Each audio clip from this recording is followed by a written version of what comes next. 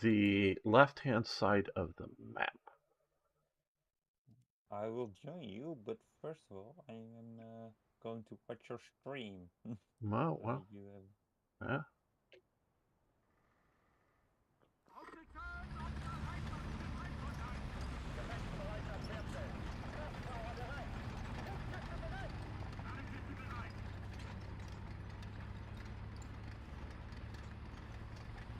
And now I will join you.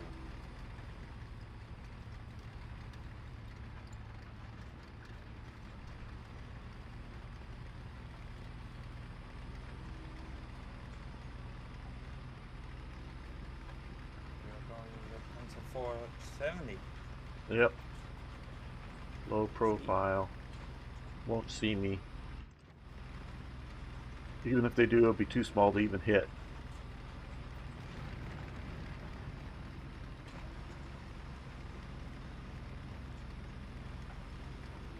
Well, there'll be no one here yet, Pat, but we are playing the Italians. They might have an R3 or something, but that ain't that dangerous. Yeah, oh no. We're going to face off against SA 50s. Yep. That's going to be fun. Well, I we just really gotta kill like them. these. We gotta kill them. Now, oh, there we go. He fired and missed. Critical hit. I His got driver. his gunner. I got Okay, a gun. okay, good. That's good. Let me put another round. Oh, somebody got him. Good. Oh, somebody got him. Somebody hit me, but no damage. There's a few more up here playing hide and seek. Yep. Yeah, it seems to be an anti-aggro gun. Trying to take out my gun. Okay. We'll put artillery up there if you have it. Don't have it. Okay. So. We'll let the Panther go look around the corner there. All right. That Panther D is looking like it's really going for it. It seems. Even with his slow turret. Yeah. Difference. Well, you can use a Panther like a Stug. It's actually pretty good that way. Yeah, but You just don't wait for the turret to turn. You just gotta maneuver the vehicle. yeah, And use the whole. turret for fine aiming. You know, putting it through the machine gun hatch or something. Or while you're looking that way, I'm gonna move up to this blockhouse. Ah. Kill it! Kill it! Kill it! Kill it! I got most of it. True. I hope so. Right. So it wasn't Okay, Italian. M6 down. Any more coming Nope, that nope, way? nope, Or? nope. I got Okay. him. Got the one I've seen.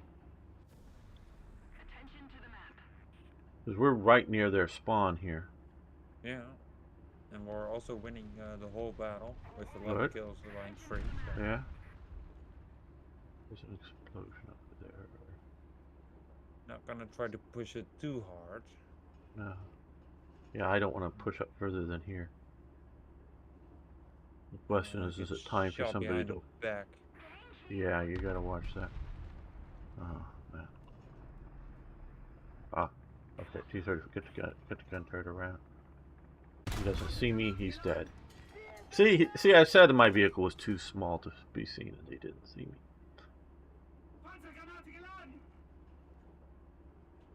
Not by his turret.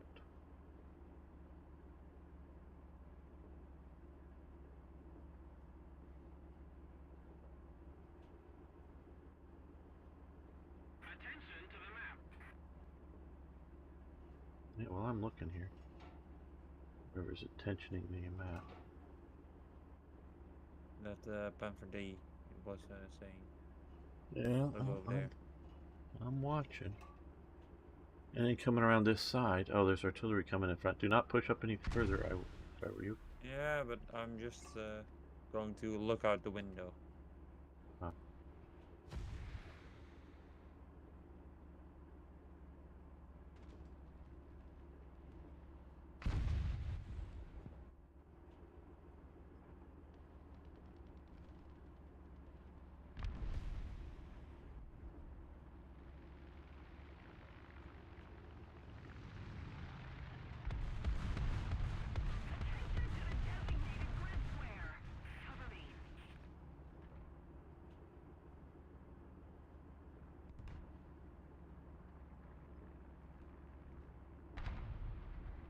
Ah, man. If that wall wasn't there, or mound wasn't there, I would be able to kill them.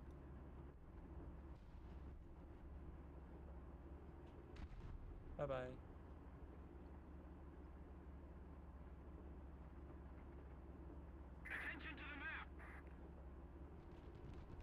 Okay, there's some. Well, for me, they have to come around the corner or be inside the building you're next to. One of the two. Or I can't. Oh, Yeah. no, I'm not in the building. I'm outside the building. I said they have to be inside the building that you are next to for me to be able Oh, to yeah. hit them. Or come Yeah. around this corner. I can't see anything more.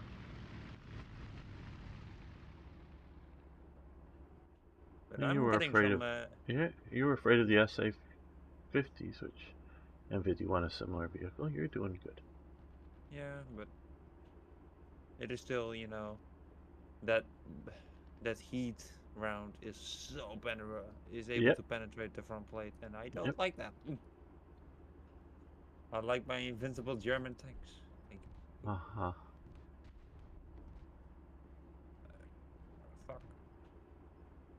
Wait. Didn't he? No, where?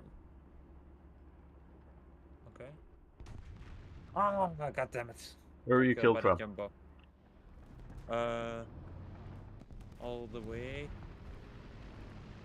Oh, there's somebody right around the corner here. Well, let me see if I can come around this corner and kill it. All the way from over there. Okay. So.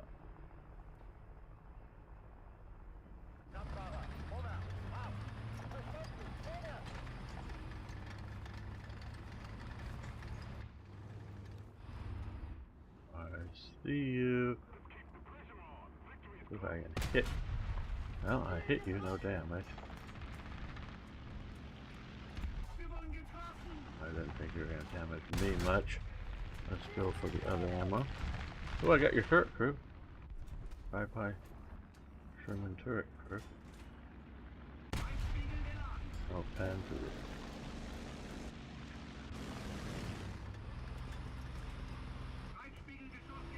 Oh, somebody got him. Good.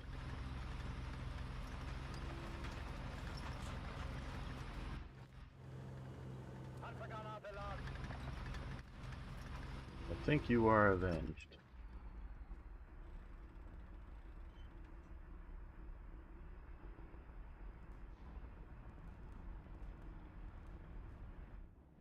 Oh, it's me and the Panther here left alive.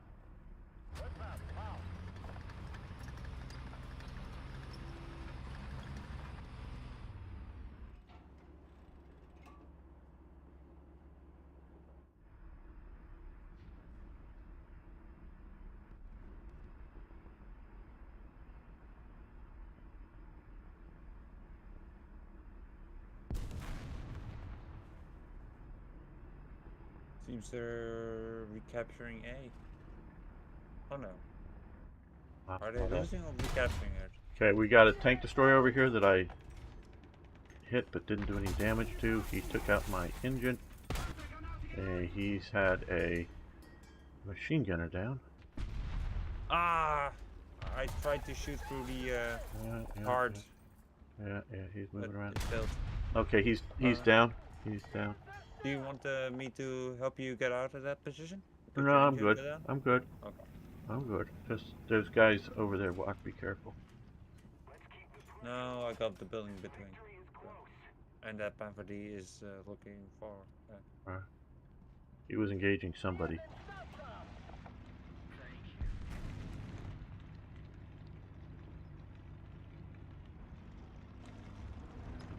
Artillery fire here.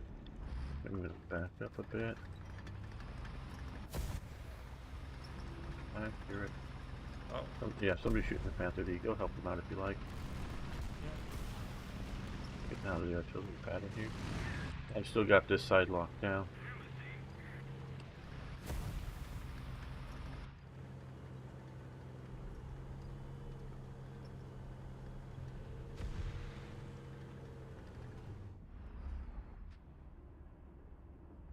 Hello everyone out on YouTube, Twitch, Rumble, wherever. How you doing today? See, there's a few people watching. No more me. Ah, okay. Well, I don't think you can be more than 2.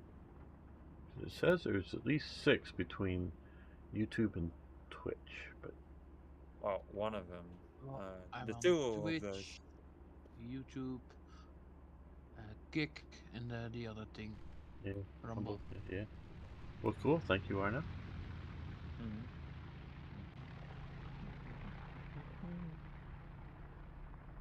I actually like Kick. Yeah. Yeah, I wish there were more viewers there. Well, maybe Jan Schmidi should make a account there. Yeah, well, you know, oh, there are no active players on the enemy team. Okay, I think we just won I this. think we won. Yeah. Oh, well, maybe somebody spawned in. Oh, no, we got it. No. Yeah. Well, that was a Come with, stomping that we did. Yeah, that's totally stomped. Yeah. Okay. Right.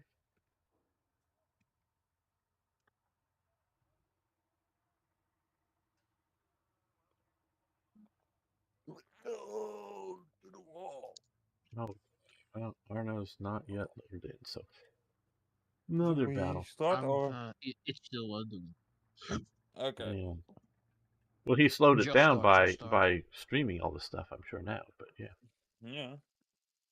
Oh, single No, point level. Doesn't slow it down. Okay. Okay, well, I'm going to come in the same vehicle. I'm going to push straight towards A. You do not need to be crazy and follow me.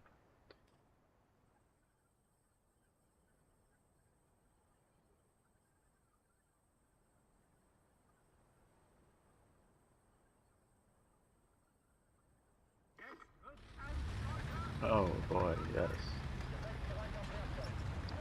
That'll be a 6-7. So we got Soviets on our side. Yeah, we got just about everybody on our side. Oh, we got. Oh, that's a Chinese vehicle I'm seeing. Okay, not a Soviet. Oh, a heavy tank number 6. Wow. Haven't seen those all along. We're fighting M51s, Americans, and Soviets. It's gonna be fun. No, it says there's 9 people watching. Well, great. Great. Now we gotta get some engagement. Yeah. Then it's Any of you human out there, or are you all bots? Ah, Arno is. No, I slain. Something, yes. I have slewn them. Okay. Oh. Je hebt ze weer verslagen? Are you gonna rush the height? Yeah, you're rushing the height. Good. Let me cover this flank here. Yes, the A2 is pretty daring to get on up there. Nobody there. Okay, I'm almost to the point.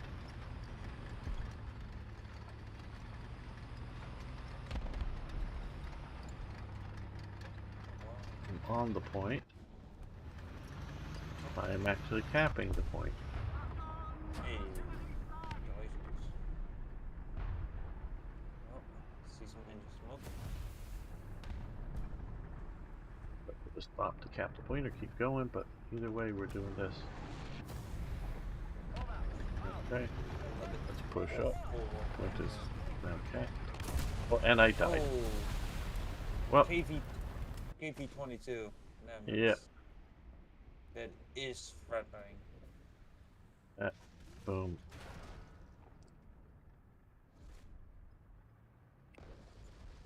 He got me.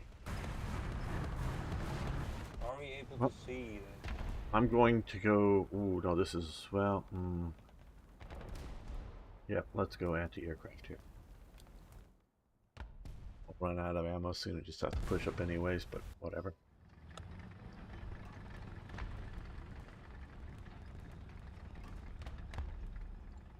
Yeah, I'm just gonna stay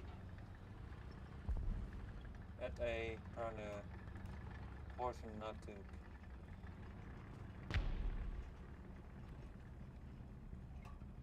God, I wish I had more gun depression.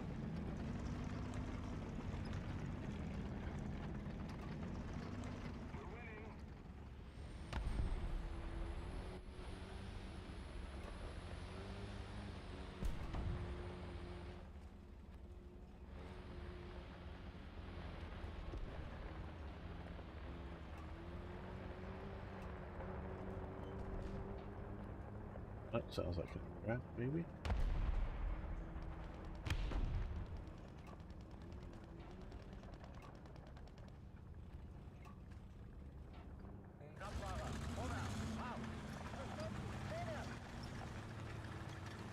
Oh, I got his engine.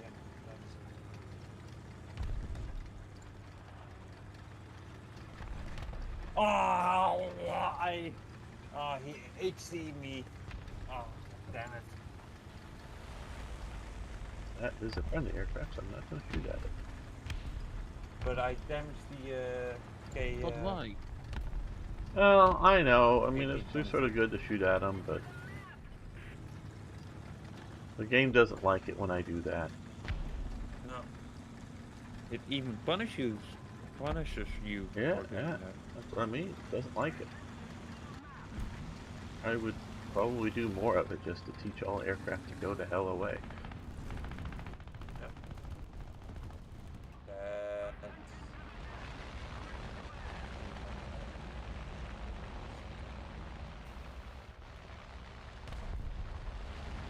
Are you looking on the map game? I'm looking at the aircraft line behind us. There's that one just diving down. Dead. Might join the aircraft stuff. Seems to see BV-22 survived. Oh, they're on the point now. The enemy has the point that I captured.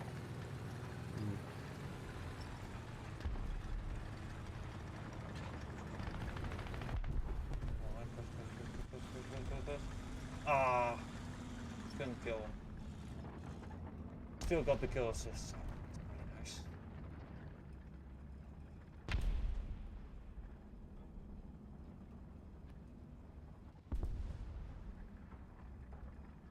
Ah, the M50. Nice. You took care of the M51.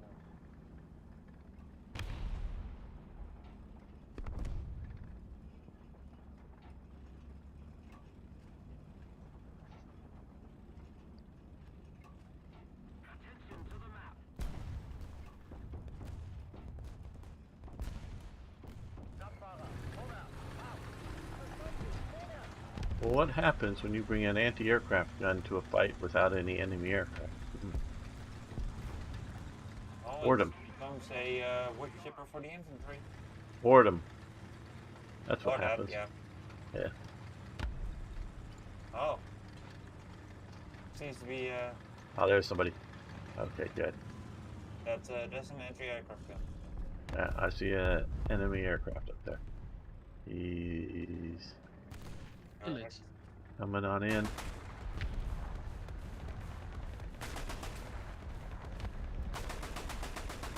Use what I teach you. Kill it. Yeah, I'm trying. Okay. Oh, I tried comfort, but it failed. Oh god. Somebody Quickly else kill got him. him. Oh, you got him. No, somebody else got him. Oh. But he is got. Doesn't really matter who got him. Did you hit him at least? I don't think I did. I hit him with my sub-mounted MG. So. I did not. We've got a guy on that flank here. Let's see if I can get past him. He's a medium, so I might be able to pen him with this. Where was the anti-aircraft?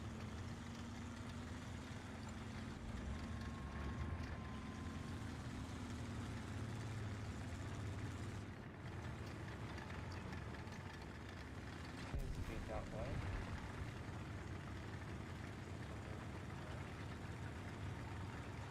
Oh, that's it. That is not an anti-aircraft gun. Aha! He died all the same. Woo! I thought that was the anti-aircraft gun. It was the F-51. Thank God he only got one of my gunners and my right shot. What happened to the guy that was over here? Where'd he go? Oh. Post one sitting up. Gamer, I will require you some help. I'm getting harassed by aircraft. Oh, okay. Oh, no, turn around. One finally got the guy that was over here or something. Hey, Rhaegar! Yeah, there's two, gunner and two loaders up here.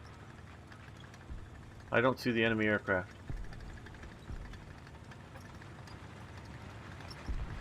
I'm hearing an aircraft. Oh, there. Okay. I think he's trying to dive again.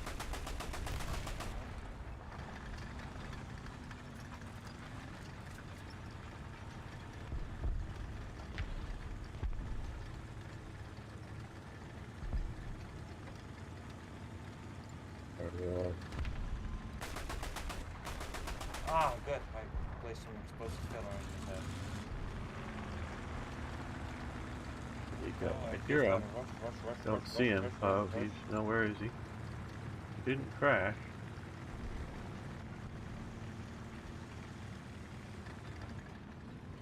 Where'd he go? Came out along the trees or something? Probably. Ooh. Nice. Good. Good that four. Oh, something shooting at me. Where? Where? Oh, he died?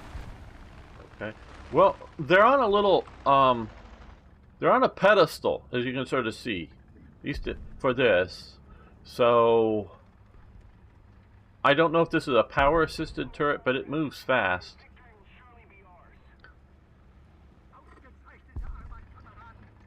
Now, they say this is a prototype. I don't specifically remember it. It might be in my book. I haven't looked it up yet. As how much of it really existed. And is it like this? What? See.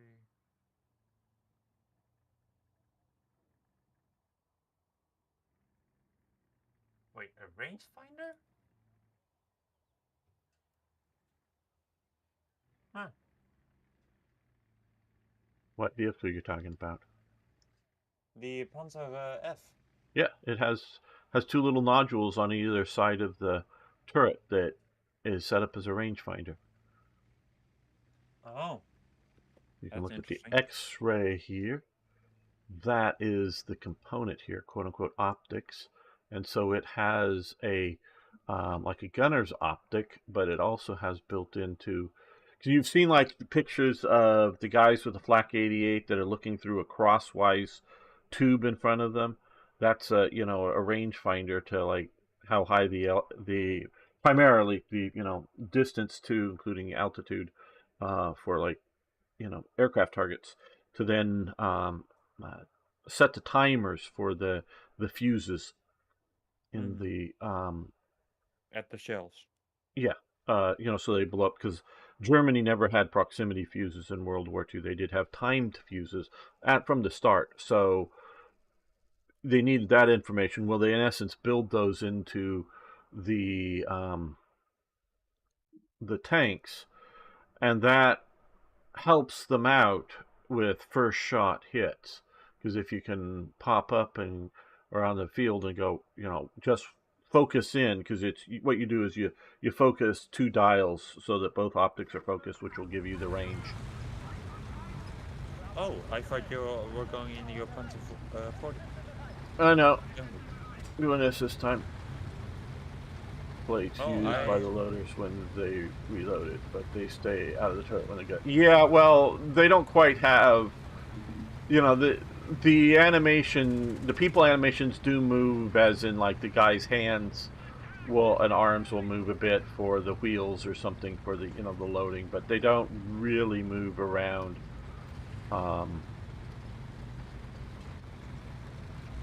like to get on and off the plates. I suggested a long time ago they ought to add like vehicle commanders, like we have here, you know, or you know, for the turret hatch, and a guy would, like, if you hit a button, he'd pop out, you know, like head and shoulders and a little bit more maybe out, and then you could, you know, they like to sell hats and other cosmetics. We can have various cosmetics, you know, different helmets, hats, different jacket types. You know, is it a Africa Corps beige jacket or a, you know, field gray or one of the camo jackets and that kind of thing. And you could even go, oh, well, if you want to have this third-person view, you have to have your tank commander out. Otherwise, you're just at your one of your optics views. But, you know, probably too much work to do, but I think it would sell cosmetics. People buy cosmetics. Got a guy in front here. Okay. Yeah. He's running with his turret backwards, and I missed him. He stopped. He killed him. Good job. Teamwork. I think there's multiple coming. Very well could be. I've only seen one. Yeah, very good. This is out there is a spawn. As I'm looking over at that, but we can't see that. It's in a depression. Okay, I'm going to drop artillery up on the A. Something is up there. I'm sure there's something out there. Yeah, there is the Tiger E that's pushing up. Pushing up the hill? Yeah, maybe. Because the Tiger E did do attention to that specific spot and push it.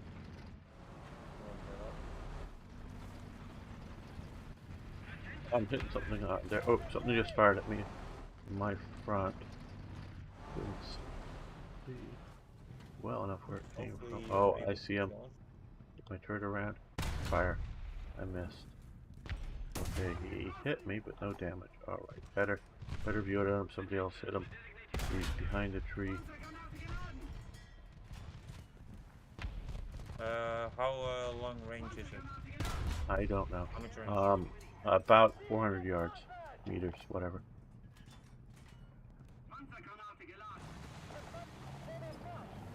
He's backed up. I'm pushing up. He's moving. He moved behind that rock.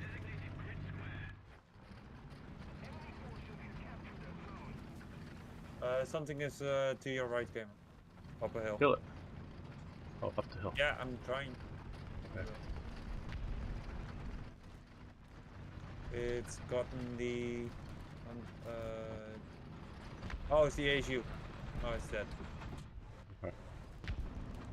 Good. Yeah. It's just good. And now I'm hit. 109 got me. Out in the field is the thing we were shooting at before, I think. It's backed up. Okay, we'll come in our... I'm quite surprised that the Paladin system is still being used, actually. Yeah.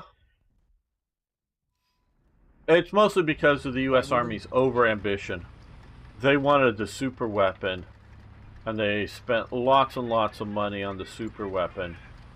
And they canceled the super weapon because, although it might be super, it's delicate, you know, fragile in the field, and hugely expensive. Instead of going for something that Works. that's an improvement but realistic. You look at the modern day Paladin.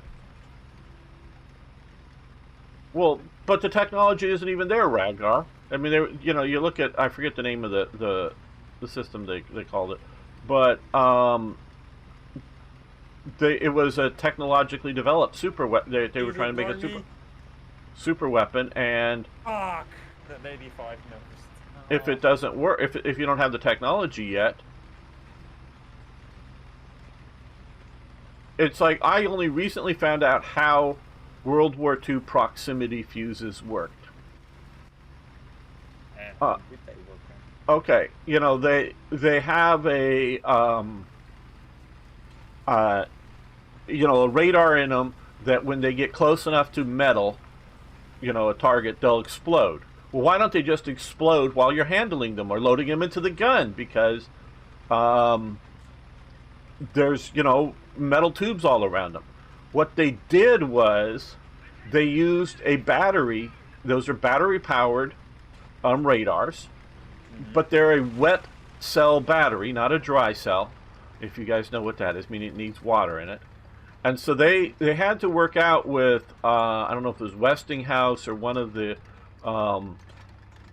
bulb making companies to make a little glass bulb in it that was strong enough to you know, standard handling. If you drop the shell, nothing, and you put it in there, nothing, it won't break.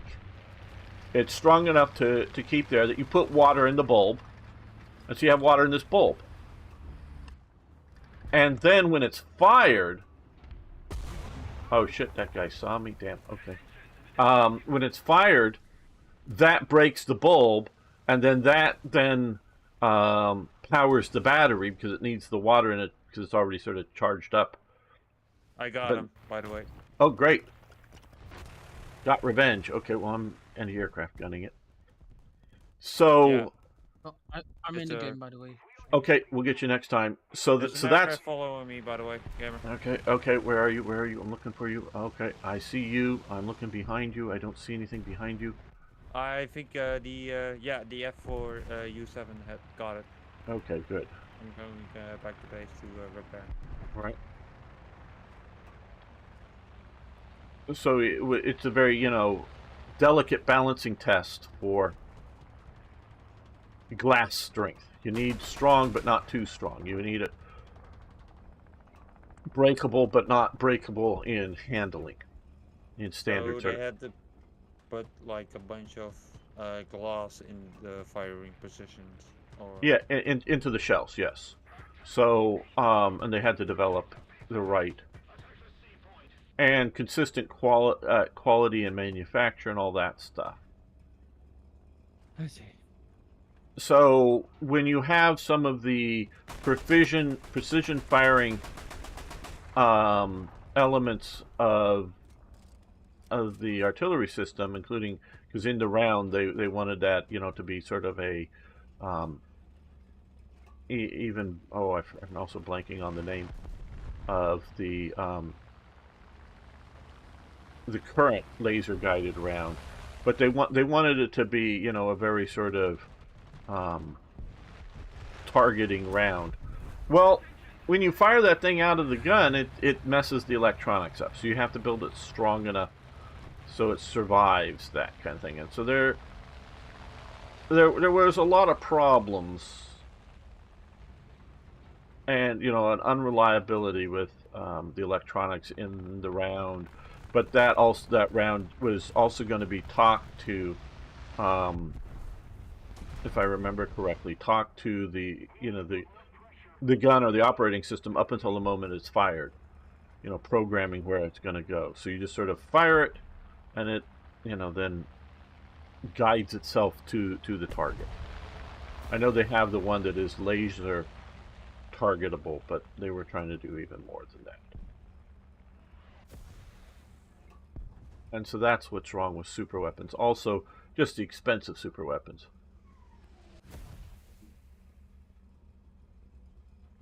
Well, you know, and if you look at the Paladin system, which is based off the 109, there's a lot, they've hung a lot of stuff externally onto, like, the back of the turret and whatnot to make it work. Do you think if they are forced to upgrade, then would they go back on the you know, on the Paladin system, or they would focus on a whole new design? Well, I don't. Okay, you know, there's two elements to any of these things. There's the what I think is sort of the structural element of the vehicle, that is like the engine, the armored housing, all of that stuff. And then there's sort of the electronical element to these weapon systems.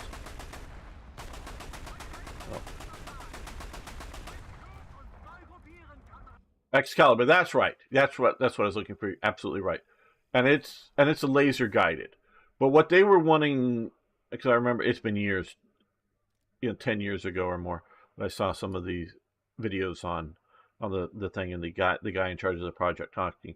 They wanted a programmable round that you go, oh, I want you to fire at this location, like the computer, and you tell it, sort of like in War Thunder, I wanted to fire there, and so you fire it, and then it goes to that location, wherever that location is, meaning you're not aiming it through the barrel so much, other than just sort of maybe generally in that way, that direction over there, and it would then fly itself into the target. But a bit more than just, I sent you an invite, Arno. There it is, yes. And so it would be able to operate that way. And hello Dino, how you doing? Hi Dino. Hello. Are you ready to start, or? I'm ready, gamer. Yeah, I know. I'm talking to Dino. I am currently starting Steam. Okay, you're probably gonna have an update, so we'll get you in the next match. Yep. Probably. I'm not sure. Yep. I was playing cards with my parents. Well, good. Now, what the U.S. the Paladin system is manually loaded, unlike the. I'm going to go north around the map. Unlike the Archer of Sweden, which is basically can be mounted on anything, though they put it on a truck, or the Panzerhaubitze 2000, which is semi-auto loaded. It partially manual, partially auto. The British, what is it, AS90? I really don't know. I think that's still manual loaded. But where the U.S. excels, not that well enough, shall we say, with its the Paladin system, is the targeting information. And which not that the other NATO nations don't have access to the same sort of targeting computers, but when someone gets, and however accurately they define an enemy position, we can put rounds on it pretty damn fast, and we can do simultaneous impact from several rounds. Not as much as some of the auto loading systems, but we can do that. So it's been good enough for all of our, sandbox opponents to dominate the field.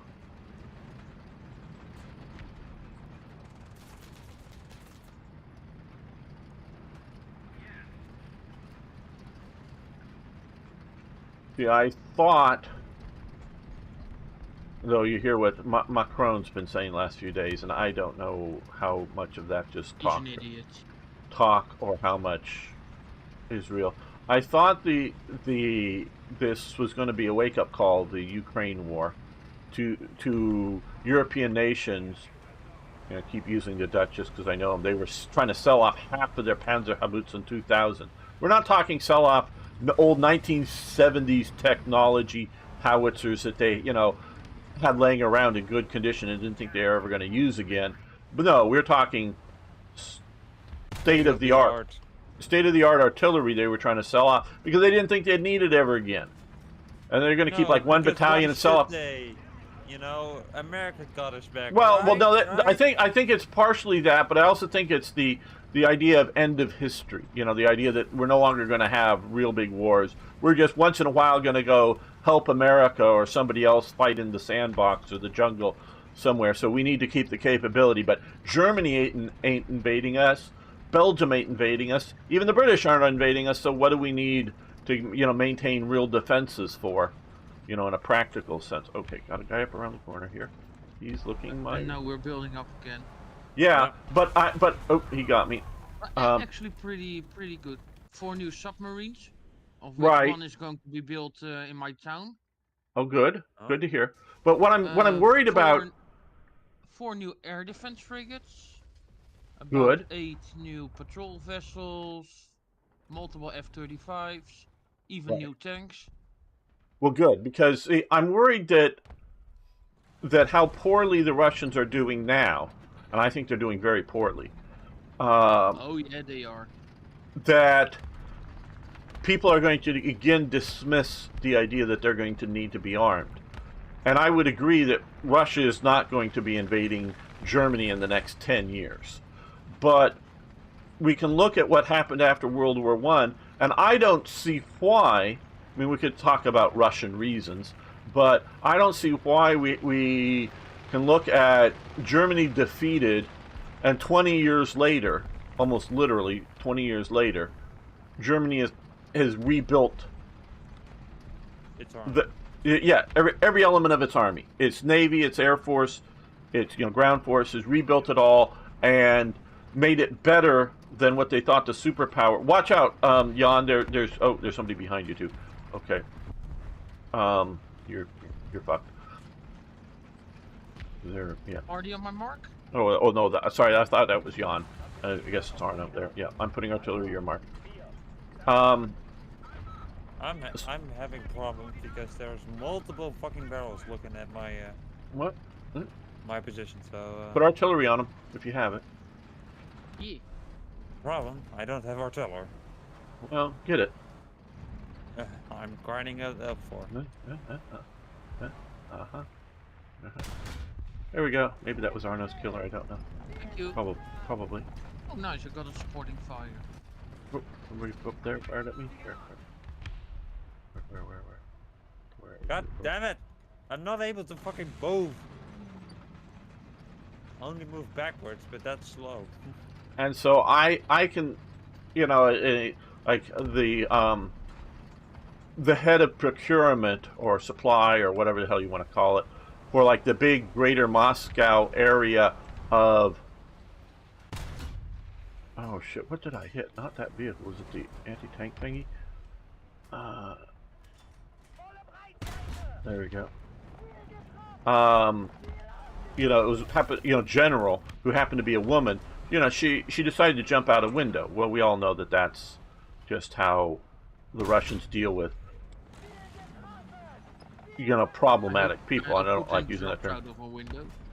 But and it was, I'm sure, because corruption was just so bad in the procurement, because that's where you can have the most corruption. Signing off. Yep, there's 10,000 artillery shells in the warehouse. Yep, and the general sold it on the international market. Half of them on the international market, or whatever the hell, or other sorts of easy to do corruption you can set that up with. And so I bet you we're going to have not maybe a complete revitalization of Russian military, but I think we will see, once this war is concluded, a massive reorganization of Russian military power. What's it going to look like? I don't know.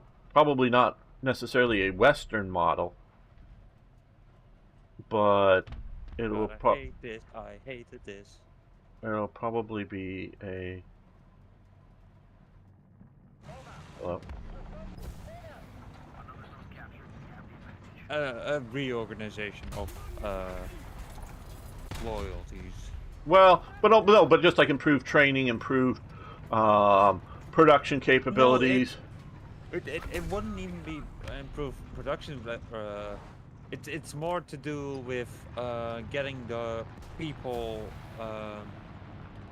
who were just sitting in their cushy jobs, getting them out of there, and then putting new people in. So there's at least one person up through the smoke he was up along the tree line, just so I wouldn't go too much further forward. I'll stay behind you. Yeah. Alright. By the way, what battle rating are we playing? We're playing 6-0. 6-0. 6-0.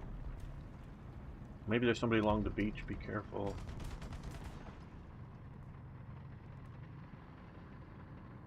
Oh yeah, he's to the What's left happened? of us, gamer. B Yeah. is being Directly taken, left. by the way. Oh. I don't know, look for the enemy. Got that B. one guy. Yeah, I'm putting artillery on B. Whoever's approaching that way, be careful. Samir. Okay. Ah! Okay. Ah!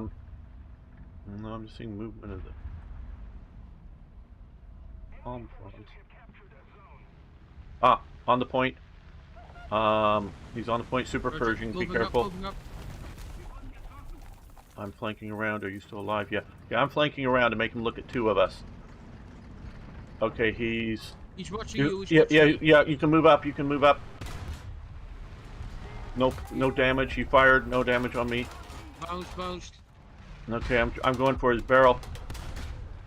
His barrel is out. His barrel is out. You're free to maneuver. Roger. He's still got a 50. I'm okay. Okay, you got him. Good job, Arno. Good job. Nice, through the machine gun port. Good Yep. spot. Okay, you want to move up and take the point, or yeah? I'm going. Oh, Yeah. Oh, I see somebody up there on the top. Oh, there's several of them. Okay. No line. Oh, on my mark. yep. I fired. No damage. Damn, he got me. All right. Oh, he's giving me the side. Oh, somebody else got him. Okay. Well, we lost. Watch out, Yeah. there's a second one behind him, gamer. Watch out. Yeah. No, we're dead. We're done. Oh, damn. One attack 200 MLRS rounds. Rocket deploy some kind of terminal guided munition area target MLRS. Well, the Russians do a thermobaric rocket round, which they sort of call a flamethrower. And what they do is it goes out and at its terminal location spews a bunch of, for lack of a better term, fuel in a sort of a gaseous form, or mist or whatever, and then detonates that all at once. After it's put that out there, and so that is a very devastating weapon. Okay, where is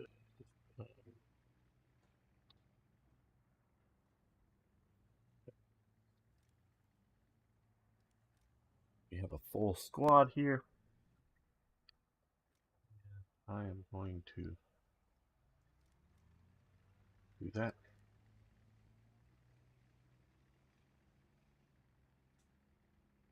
You can deprive countries in Central Europe of their sovereignty, not Russia. Oh, yes. Well, but see, that's sort of a voluntarily depriving of their sovereignty. But yeah, you're not wrong. I still don't think most of the people of the EU realize the nature of the EU. Okay, let's see. I'm going to come in my 470. I'm going to move towards the center of the map while everybody rushes A.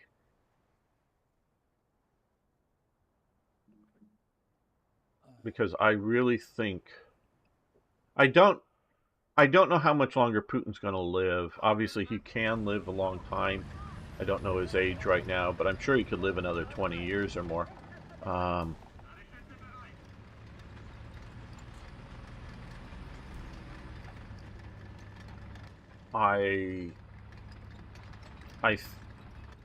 The more and more I hear, the more and more I think the Russian mindset is to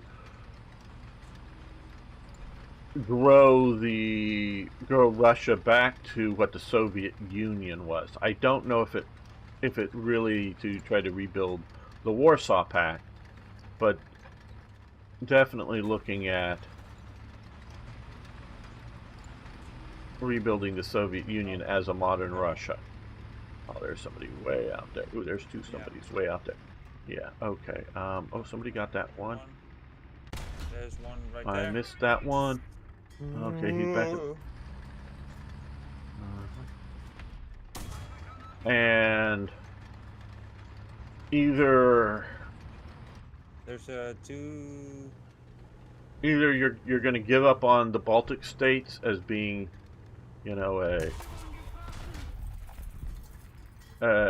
independent nations. Oh boy, this. Oh, I think I got a gunner, but not sure.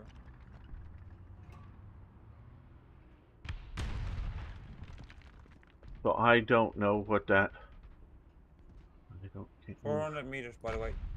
Right, I can't move. I'm my engine's being I got repaired, a loader. so I can only shoot at certain things out here. Like I can't shoot at that. But fortunately, my armor is fairly, but I can shoot at that. Oh, over it. 1,300, so low Uh-huh. GC. Wait. Oh, well, I'm coming back in my AA, hoping for enemy aircraft. I don't think so. Not seeing any food there.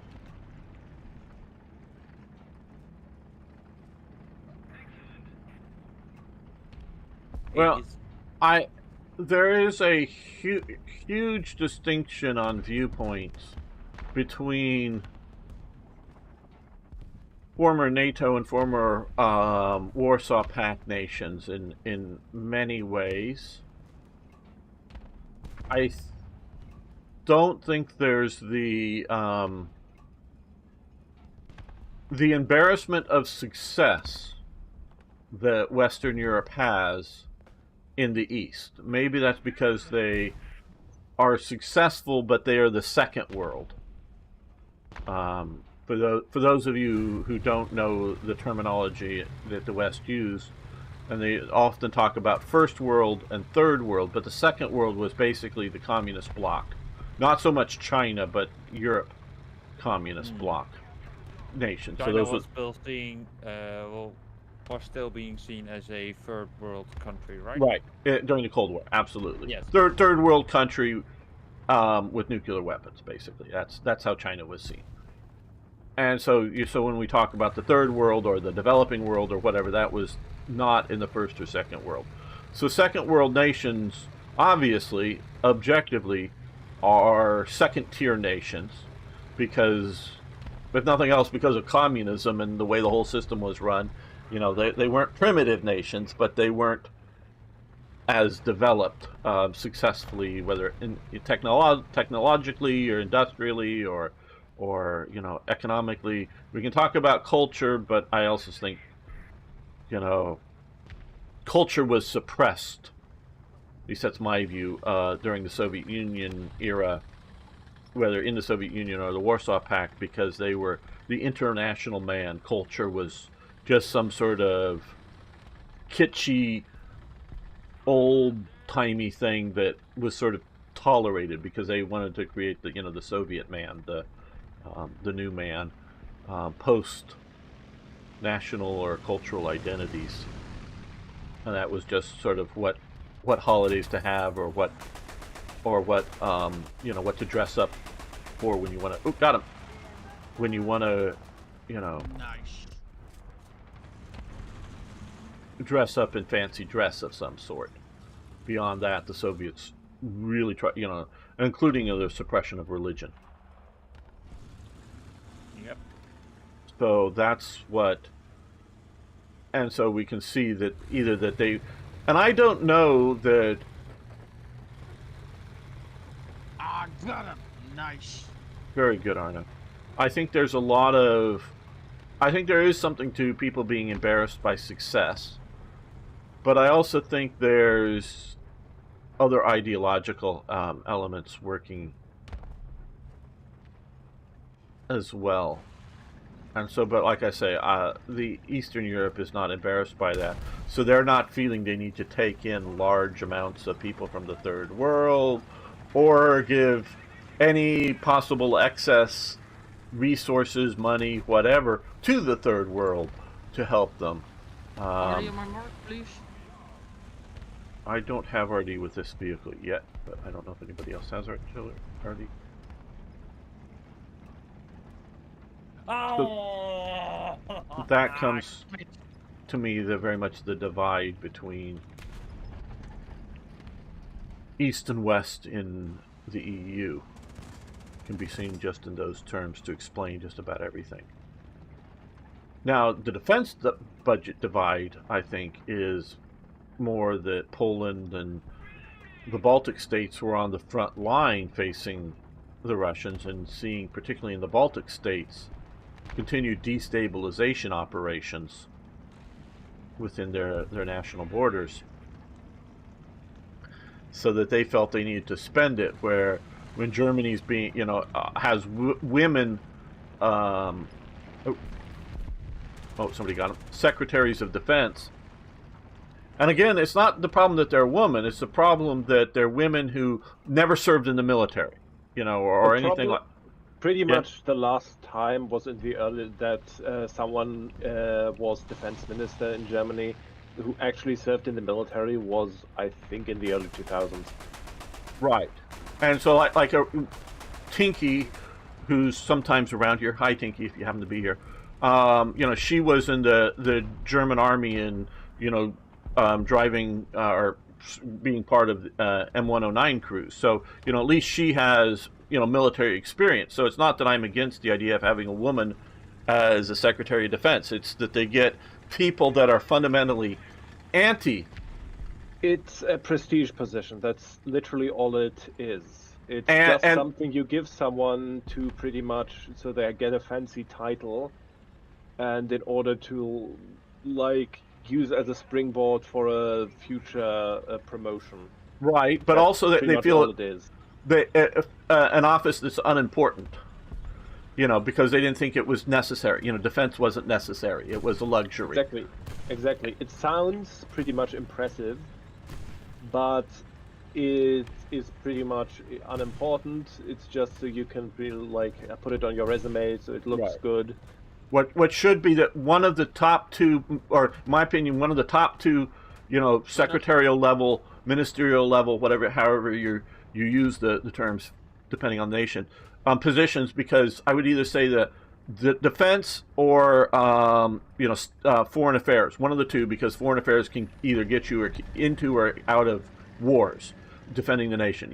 All the rest are meaningless if the secretary, if the defense of the nation fails, all the rest of your programs don't matter, and so it is, I would argue, the most important position to have. But they were treated, as Dino's saying, as just sort of who we want to put in to placate or promote up somebody, and so they would oh well, we're spending a lot on our defense. See, we're rebuilding all these barracks and schools for soldiers' children and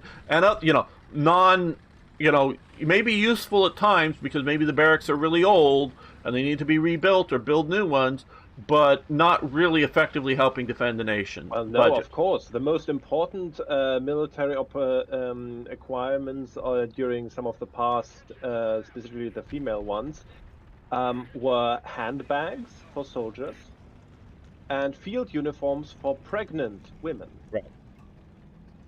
That I don't know why we are so desperate as to send pregnant women into the field, but yeah, and so that is that is the most. I mean, even ridiculous. Goebbels didn't go that far. That is the most ridiculous thing to have is any sort of combat element for a pregnant woman. Because, sure, if you want to decide that you're going to have women in the military and they get pregnant and you want to keep them in the military, fine, but during their pregnancy, they should not be in the field. So they might have a uniform, but even once they get, however, thick enough that a sort of standard uniform doesn't work, right there. I'm just saying keep them out of uniform. Keep them away from the job. Have them have their babies, whatever, fine. Maybe they'll be back if they're going to really stay in as a career. Probably they won't. Most won't really be back once they have babies. But or I should say, they have a child to care for. Well, that's a bad thing. Well, because they're career. Children are secondary. You just put them into a kindergarten or something, Right. And that's pretty much where they are raised. Both parents are encouraged to have careers. And if you're like a woman who doesn't have a career, at times you'll even be like, you are like against feminists, you're like a victim of the patriarchy or something. Good job, Arna. Oh, nice final blow. Woohoo! And it's pretty much encouraged for both parents to work as much as possible, to have careers. And this, of course, then leads to them being estranged from their own children because they are barely around. And the state is raising the children. Yeah. So Yeah. state, you know, well, Is I didn't say indoctrinating anything. the I child. was just yeah. That are For the Polish ones, politicians, anti-Russian rhetoric was mostly a tool how to downplay domestic problems, how they get money for the army. They are less worried than they pretend on TV. I somewhat disagree. Well, okay. Okay, Ragar is closer to the situation than I am. Well, if top teacher, scientist, or politician is a woman, they simply have to do their jobs or the country suffers. Yes, but you see, what again, I've been very specific in my language here, is it's not that a top teacher or scientist or a politician is a woman, it's that they are being, I don't know, promoted to be head of the science ministry or something without being a scientist, or being head of the education department without, say, 20 years experience in the education system, of actually being in the system and not just being a politician. Those are the types of things that you're often putting women in as check boxes to the job.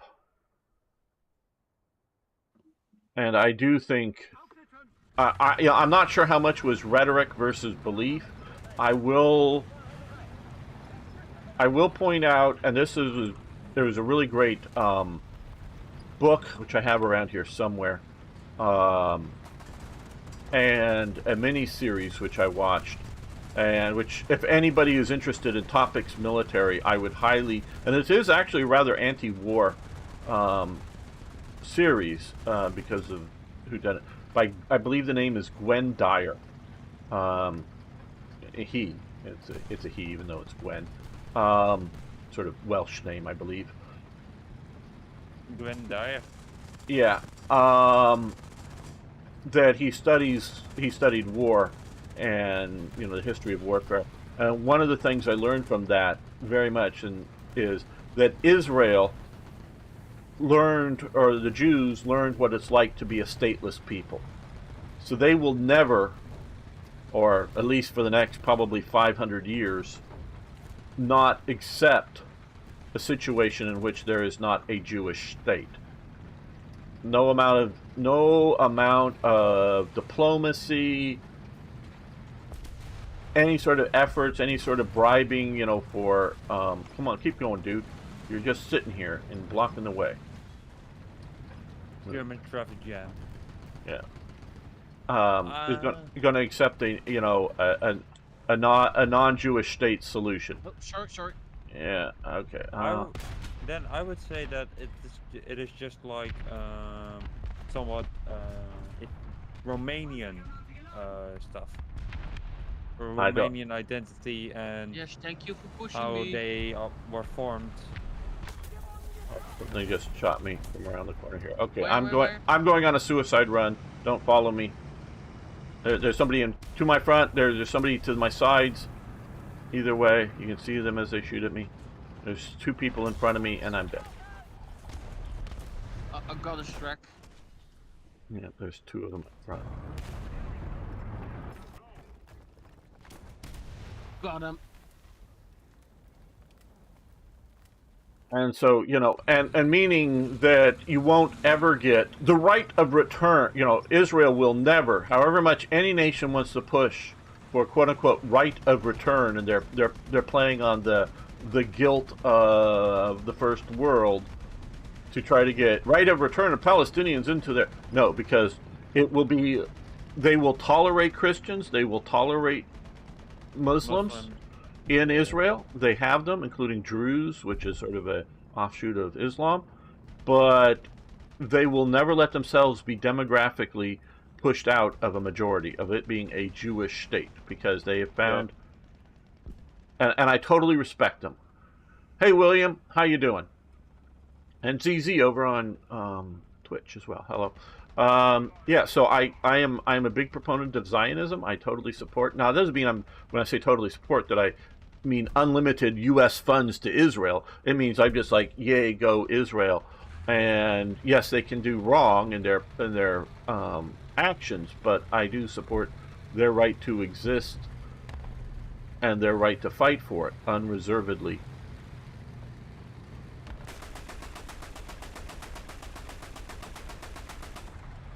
Yeah, it's like the whole thing of, was it right to originally like evict the Palestinians? No, it wasn't.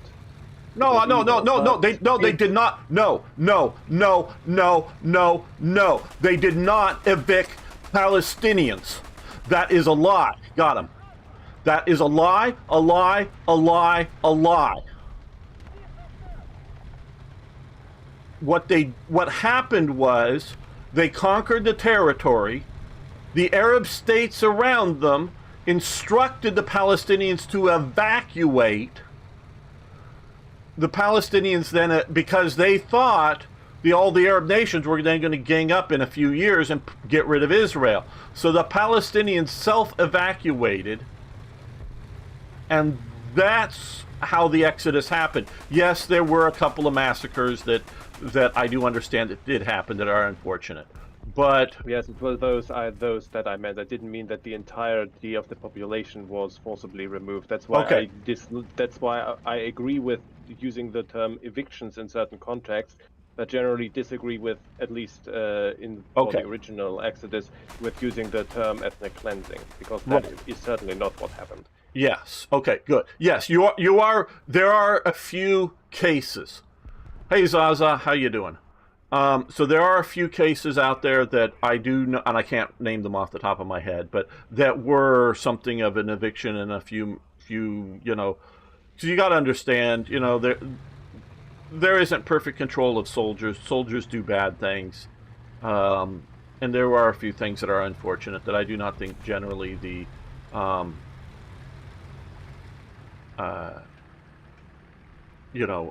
were centrally planned or approved of.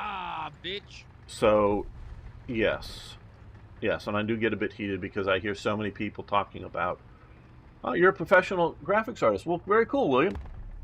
That's a good talent to have.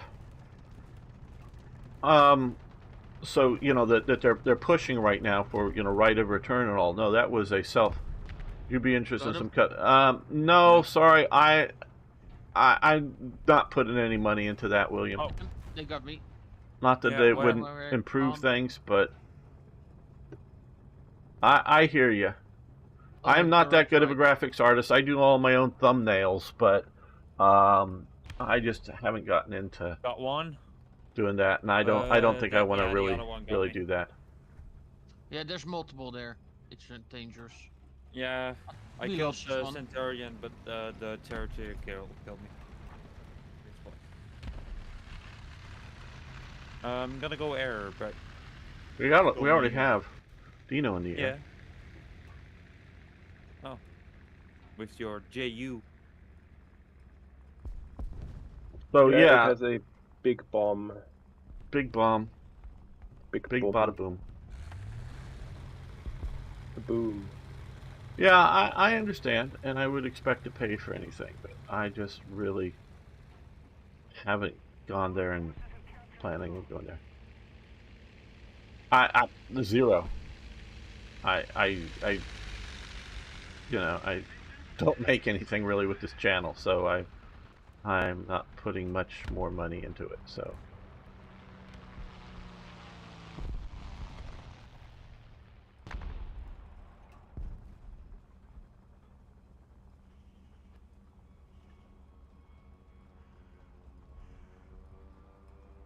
Uh-oh, Dino looks like he's in trouble. Oh, where? Yes, but you at know- least I managed to take out a heavy tank. Well, good. Was it at the air or? Oh, he crashed. Yeah, He that actually was crashed an before. no, that was an anti-air. The Vibrant crashed before I could even shoot him down.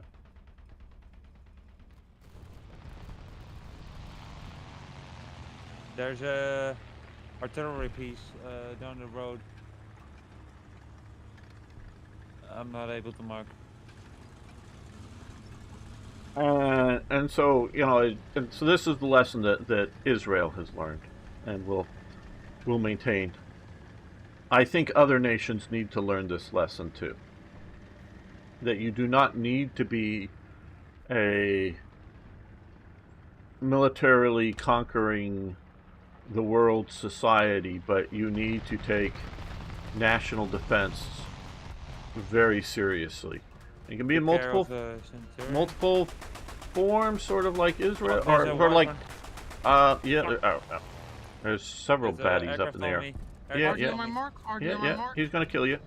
I'm going after the Oh, other guy there's here. also Yeah, there's at least two up there. Wyvern is coming after me. Yeah, There are good, two good. wyverns. Shoot him down. Shoot Jan down. I'm Shoot an Jan down. interceptor. I don't have the No, shoot. maneuverability like those do. I'm dead. Yeah, good. Shoot Jan down. Fuck. Less competition for you then, gamer? Ooh. No, teach him not to fly. Oh, that's why. I see.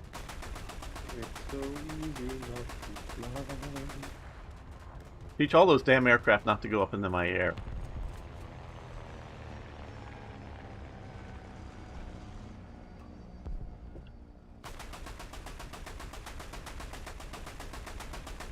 We're not anywhere near that. And now I am out of ammo. See, I'm out of ammo on this thing already. Just now. So I've got to drive to A or explodify. Just drive to 8. Yeah, and there's enemy on A. Well, so, I don't have any ammo to shoot them. well, so, you'll be a distraction for me. Oh, I'm going there. You can ram them. Ram them. It hardly goes fast enough to ram them. Gently bump them. Ah, I can do that if they let me get close enough. You know, maybe like one of your crew members could like jump off and throw a grenade at them.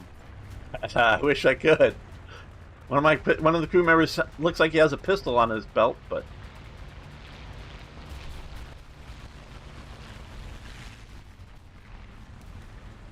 I should have waited. I could have good shots at these guys. Well, somebody just killed somebody near A, so let's drive to A. Oh, somebody else is shooting out there. Oh, there's a big Sherman there. Oh, somebody's machine gunning me. Got him. Somebody's machine gunning me even more. The wyvern is coming. Somebody's machine gunning me even more. We got a guy back on the gun crew, and that killed him. Use knives, yeah. Oh shit, a bomb. I'm such a bad shot. I could have saved you, No but I issue. couldn't aim. Right. No issue. The stupid turret was too slow to sling around. I was shooting at the other aircraft. I'm artillerying A. But I can't Oh, probably get there in time. Oh, that Centurion got me. This is.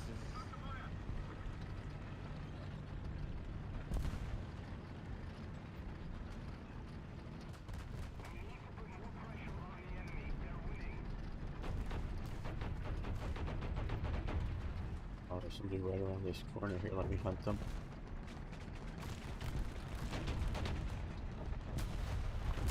I wouldn't move any further forward, Jan. You're gonna get shot in the flank or. I from the already did. I was already Okay. too far. front. Okay. Well, I'm trying to look around behind this. Okay, got your Hey, killer, you I got think. him. Nice. Yeah. Yep, you got me, killer. That's what I was trying to warn you about. Yep. Oh, almost hit you.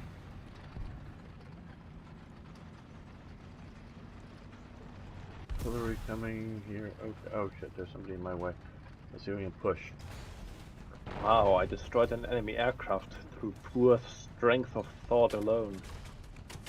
And even Wow. the final blow, man, I'm Are so you the good at Quizak this game. Here we go, Haderach best or whatever? gods. Woo! How do you pronounce that? Pronounce what? The word Quizak. Quizak Haderach? Quizak Quizaz Where is it? Haderach. From Dune, yes. Yes. How can this be? For he is the Quizaz Haderach. Yeah.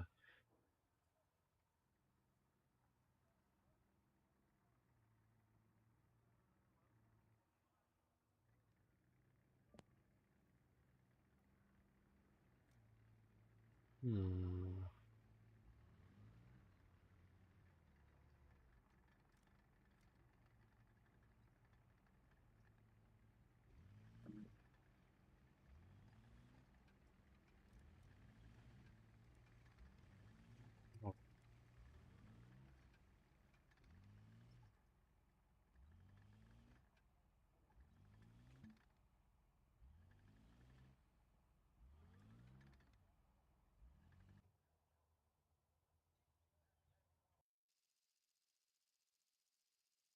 North Holland.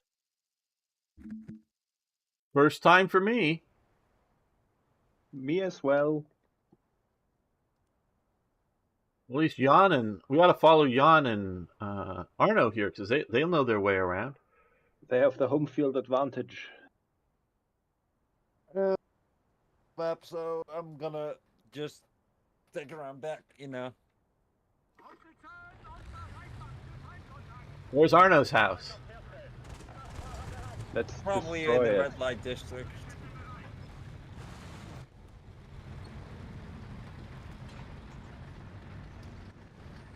Okay, well, I'm going to do more exploring than maybe fighting right now, but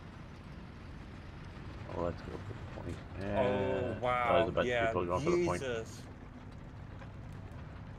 Oh. Everybody going there, so let's go out here.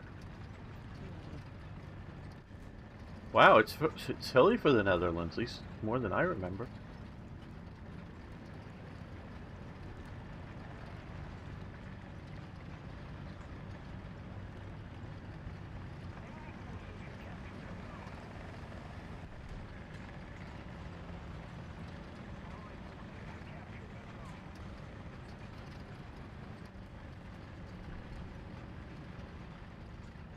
Wait, is this the Dutch map?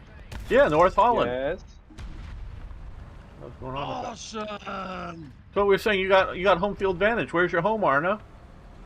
Oh, I'm in the southern. Well, no. Which one's your home? One of them's got to be your home here. I mean, this is Sure, Holland. the big one The big with one. the tank in the garden. Oh, Oh, this is amazing! I didn't know they actually implemented it right now. yeah. Oh man, this bad is hit. amazing. Well, bad hits. 2 bad hits.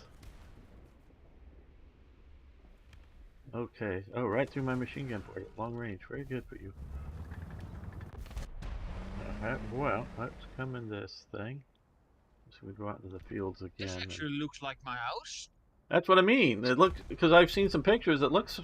I know it says North Holland, but is there that much difference between North Holland and South Holland or whatever? But Well, not in the cities, but you know. yeah, I don't know. I spent less than a couple of days in Holland total from 2 different trips. So I really don't know. Yeah, that was in the 90s, right? Yeah, I was a little boy back then. yeah. Would have loved to meet you. Sure. Someday I'll hopefully get back to Europe. I want to. Come hang out with everybody at least a little bit here and there. I'm going into the shopping mall. I am already in the shopping mall. I'm You know you can hide there, right? yeah, I know. I'm Oh, inside shit. the shopping mall. I'm dead. You can't break this wall down, but other walls you can break down. And there's someone is There's a outside. wall Oh, you can break. okay. Ah, goddamn. Leaving the battlefield too much. Yeah, I'm gonna go. Gotta eat. So Okay. Thanks for hanging out with us, no, Jan. Jan. No. Yeah, sorry, A man. nice lunch. Or dinner. Or likely Okay. dinner. Come on, come on, come on. Okay, I made it back in the battlefield in time. Okay. I was going way too far out from where they want me to be.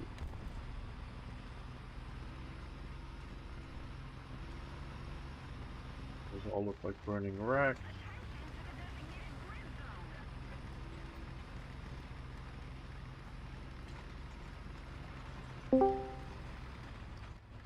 Hey, Niagara.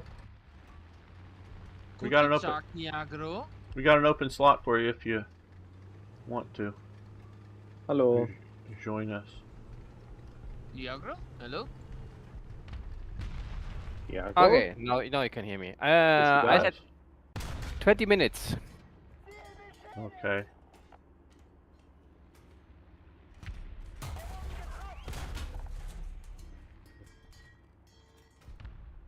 Better than that. What are you doing, Gamer? Think so? And we're Fix- playing oh. in a new Dutch map. Right now, yes. Ooh, there's a new Gotcha. Dutch map. Yeah, North Is- Holland. Is it underwater? Yes. Not at the moment. We're playing World of Warships, so it's on You the know what? water. They ought to have a an objective here that you can get in and break a dike and flood half the map. Yes, sounds that would promising. be amazing, then actually. and then immediately you switch to your naval loadout. Well, I don't know about that, but just if you get caught in the flood and you don't get out, your tank's drowned. Okay, I see where you're shooting from. Let's see, it's about that range. Well, I Yes, I hit know you. exactly how it's going to be implemented. It's going to be there are going to be no nukes on this map. Instead, Flooding. Flooding, yes. flooding. Yes. Yes, that works. Yes, that would be creative. Probably more creative than they will be, but that would be creative. Oh God. Okay, let's take a heavy tank through town now. Let's try the through town. Got you, bitch.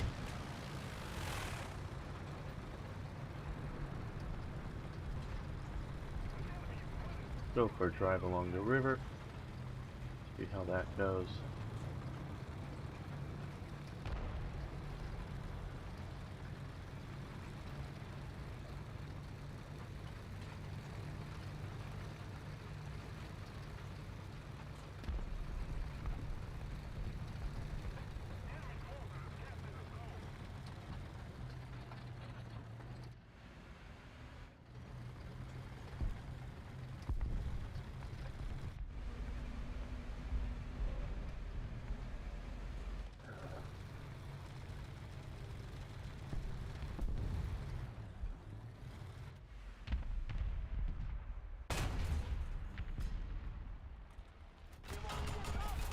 Haha!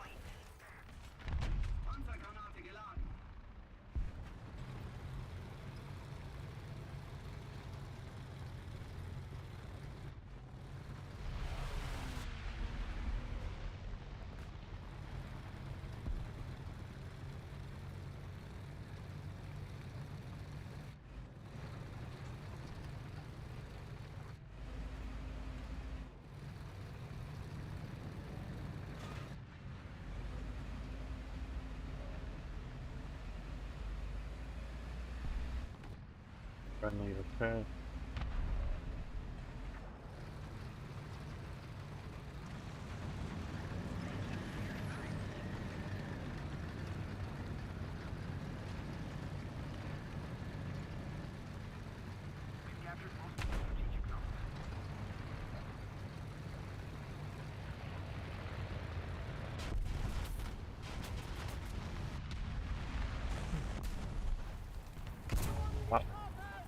They just shot me from across the river. over I'll be there. right back.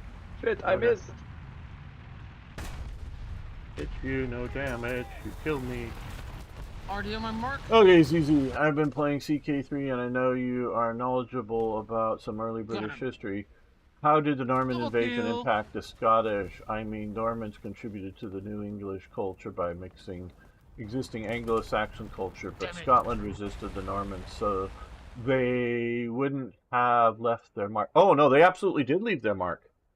The royal family, or two royal families of Scotland, are Norman.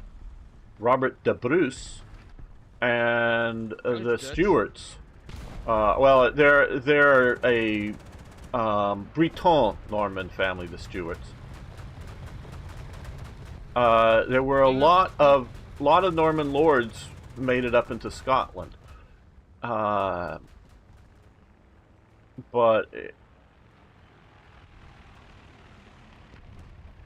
and Scots is its own language, but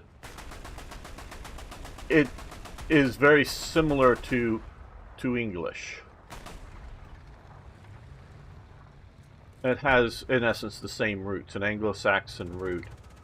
But Scots is, like I say, is a language, and not just Scottish accent. So there's a lot of Norman elements in Scotland. Now, it isn't as heavily as Norman influenced as England. I would completely agree with that, but there is a lot. Well, that's a bomb. That killed me. So yeah, so Robert the Bruce, his son is briefly the king, and then it goes to Robert the Third, who is a Stuart, and he had married, or his mother was a Bruce princess, and is how they inherit the Scottish throne. But they had been the hereditary High Stewards of Scotland, is how they get the name. They're Fitz-Alan, sons of Alan.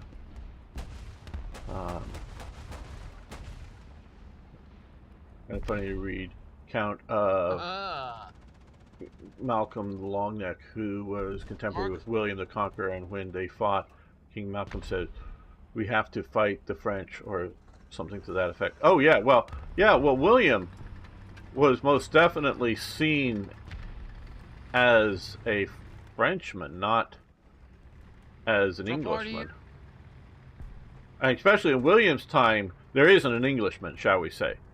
There's, the English, the Saxon, as they would generally be called. And it isn't really until some generations later that you get the blending of the Saxons and the Normans enough to create the English. And that you're seeing more along the lines of, if you look at the Robin Hood mythos, and what the time period is there, you still see a strong divide between the Norman and the Saxon. And that's Richard de la Cour. I mean that's that's really his title, Richard de la Cour. Or not real title, his nickname. The Lionheart. Is Richard the Lionheart in modern day English. And he was much more concerned and liked and spent much more of his time in his French possessions than he was up in England. He was mostly an absentee monarch for England. And that's, setting up the Plantagenets well after, a continuation down, yes, from William the Conqueror, but well after that time period. Oh yeah, well, okay, Anjou, that's the mother. That's Richard's mother, is, I believe, the Anjou. I think, if I'm not mistaken. Trust me, I'm not 100% on all of this. It's just been years since reading about it. A really good movie to see if you want to see stuff about that period is a movie called The Lion in Winter, and that deals with Henry and his three sons. Richard the eldest, I think, was David the middle, and John the youngest. And Richard is Richard, Richard the Lionhearted, and Henry is, or I mean, oh no, John. Oh no, John, and I'm getting machine gun. I'm looking at the wrong place. John the youngest brother is John. Prince John of the whole Robin Hood theme and whatnot, and who later is the one that signs the Magna Carta. Oh, that is a bomb. Bye bye.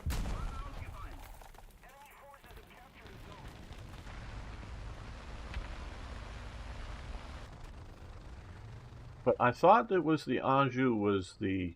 It could be very wrong. I could be wrong about this. I do not know for sure. Was Richard's mother. Well, maybe that's no. That's Aquitaine. That's Aquitaine. I think she's Aquitaine. Gotcha. Was Aquitaine, but yeah, they're all Normans. Or French, but really Normans, I would say.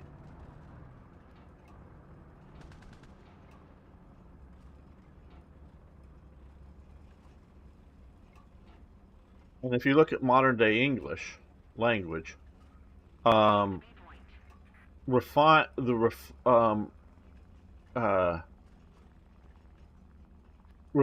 indoor words are French. Unrefined, sort of crude words, outdoor words are German or Saxon, Germanic origin. So like you have deer is the animal outside. Venison is the meat inside. Yeah, Eleanor. Yes, Eleanor of Aquitaine. That's who I was thinking of. And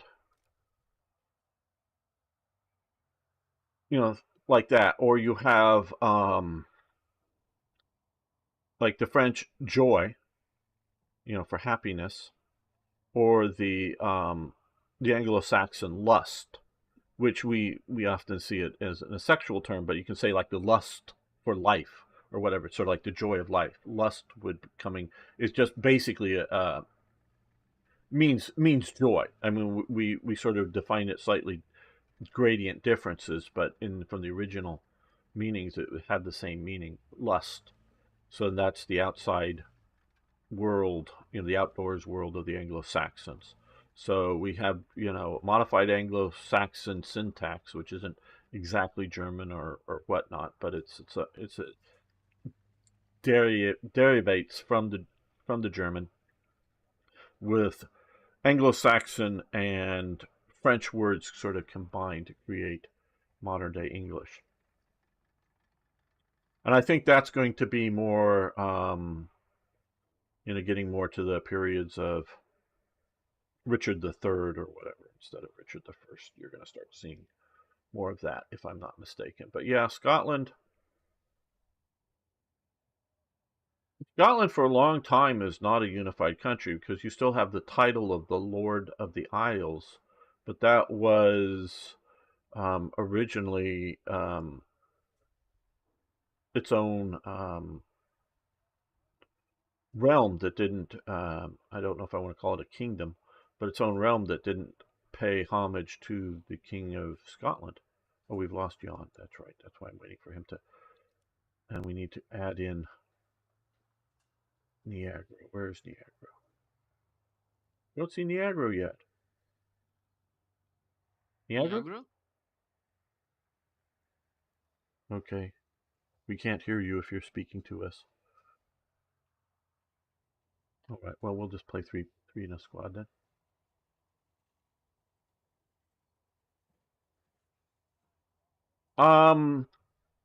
No, it wasn't peaceful.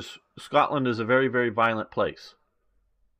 There was nothing peaceful, but it was not a Ooh, Berlin. It was not a Norman conquest,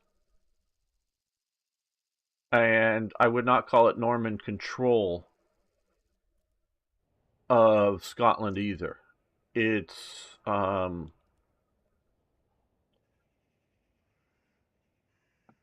there are Norman lords in Scotland.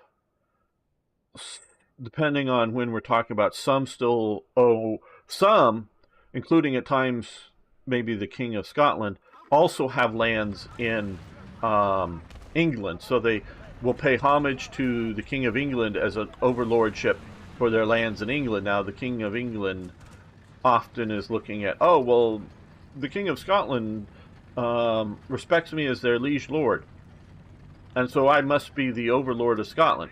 No.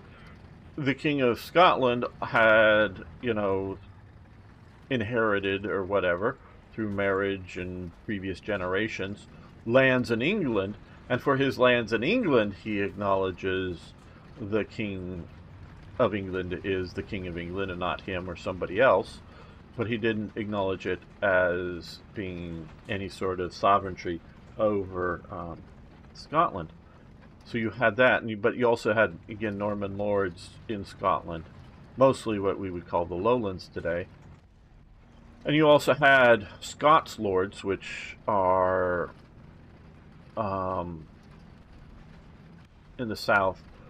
They're a mix of Celtic and Anglo-Saxons, because there's Britons, Romano-Britons, guys left over, Romanified Britons that moved north out of the Viking, moved north out of the Anglo-Saxon threat in England, move up into Scotland, and then later you have Anglo-Saxon refugees moving out of the Danelaw, or the sort of northeast of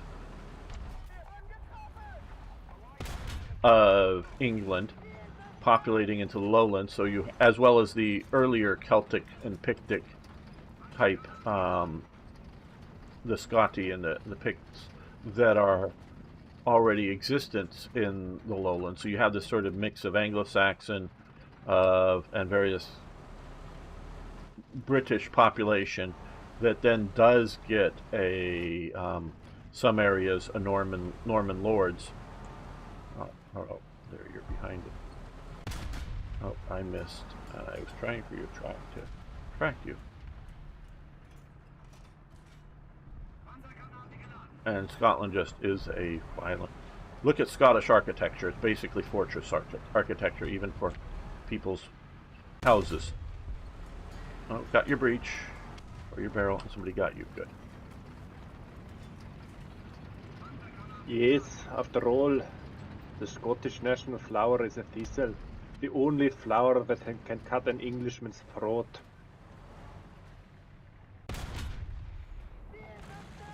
I hadn't heard that one before. Arno, can you help me? Where? Can you repair me? I can help.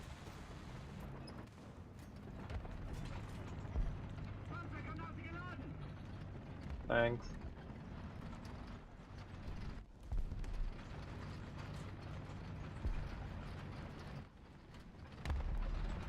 Somebody behind me. Hello, Big M6. Bye-bye, Big M6. Who you got?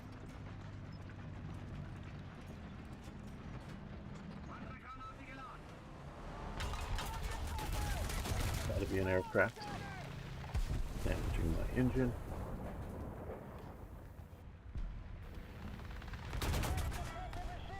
Now he's shooting me up a bit more. Okay, let's move a little closer to the building Thanks. here.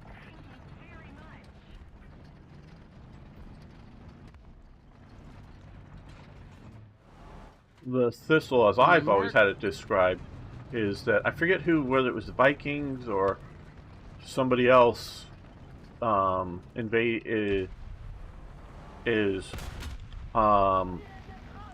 invading, and a bunch of the enemy get caught in thistles and go ouch, kind of thing, if you will, and let them know, let everyone know that they're there, and so as a warning, so they weren't surprised. Forget the details beyond that, but yeah, it is a warlike reason though for having that as the national flower.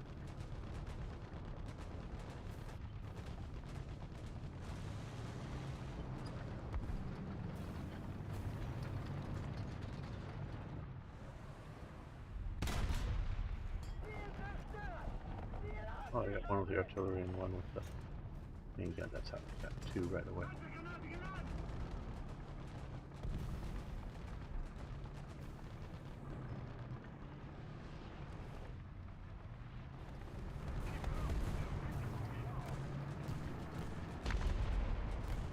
Cumbrians could be. I forget who it was. Coming north or south from the Vikings. I don't know if it was Vikings or...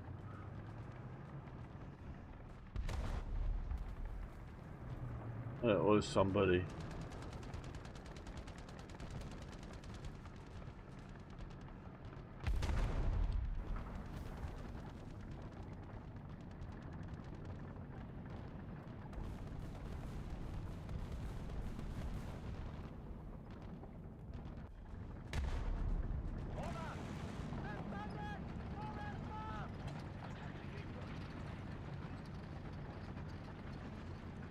Yeah, it looks like. Why don't you guys go take the point? I don't think there's any more enemy out around here. Yeah, that's exactly what I'm going to do. Okay.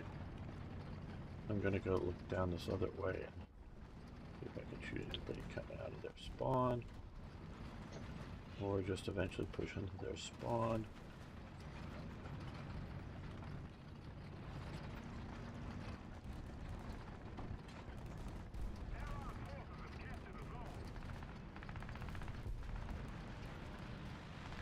I'm now visible and I'm... Oh, I see somebody. Turn around, see if I can kill him. Oh. Well, that's friendly. Well. Gosh. I'm on their mini-map. They know where I am, but so they know where everybody else is.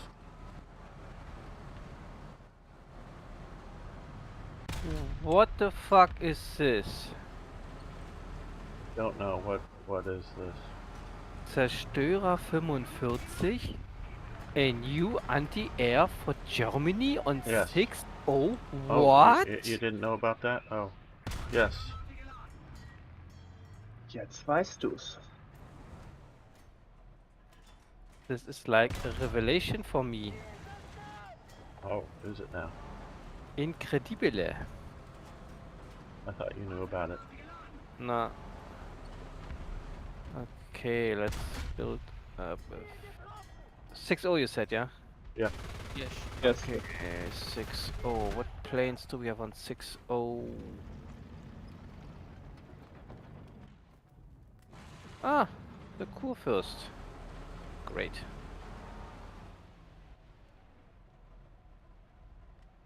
I wonder if history would have changed if the last-ditch effort after William's invasion to get the last male of the House of Wessex back on the throne had succeeded. Yeah, I don't know about that particular effort.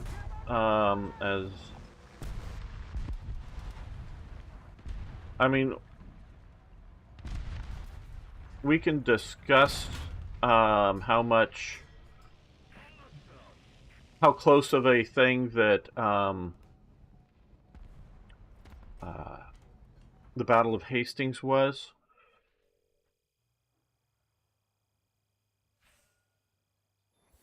We didn't get best squad with me getting number 1. Wow.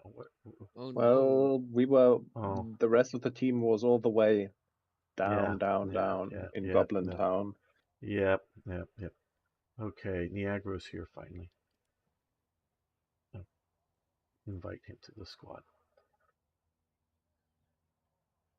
Harold, I I think it was Harold, and I'd have to reread or go back into detail. I think it was really Harold getting that arrow in his eye that demoralized whatever the Saxon army that allowed William to win, especially so completely. I would say that he has gone north and then south made him lose this battle. Imagine he would take all Oh, his forces to well, the yeah, south because he has to first. first go up and get Harold take care of Harold Hardrada up in the north, and that Why? is well because he was invading. Yeah, but he has the Normans in the south as well. But the And Normans, but the Normans hadn't got there yet, yeah, that's the thing. and so, and you have to also realize most of the forces that Harold of England uses at Hastings are not the forces that he has at Stamford Bridge. It's just a small corps from it. It's a new raised army, and I don't know that the forces from the north would have been there to face off against in the battle had it like gone the other way, just because he raises the forces in the north to go after Hardrada, and then yes, out marches the forces in coming south, and but raises new, and so I don't know if you would have had the time to either way had the time, or it would have taken the time to put together a grand army, if you will, a larger army. 6, Might 7 have. at least. Watch it, watch it.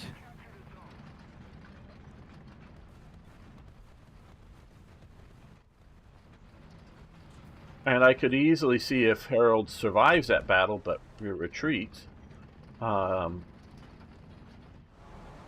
a king around would have very much improved the chances of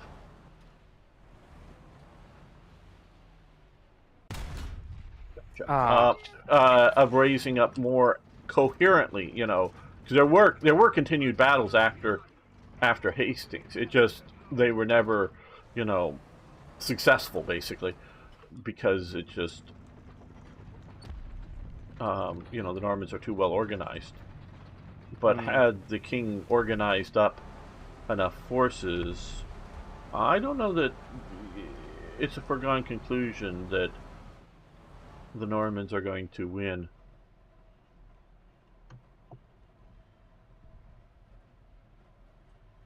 In England.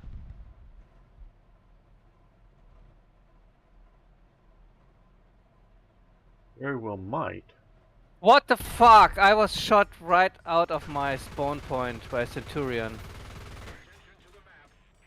From Charlie. Ah, I see. Okay, I'm down to anti-air. Nice. I need your help, please.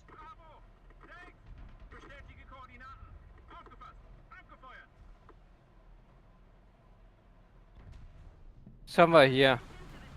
I don't know.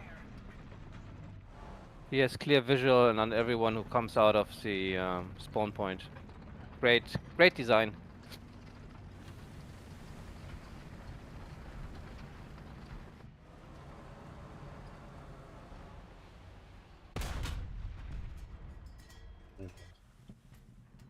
Somebody else got him at least.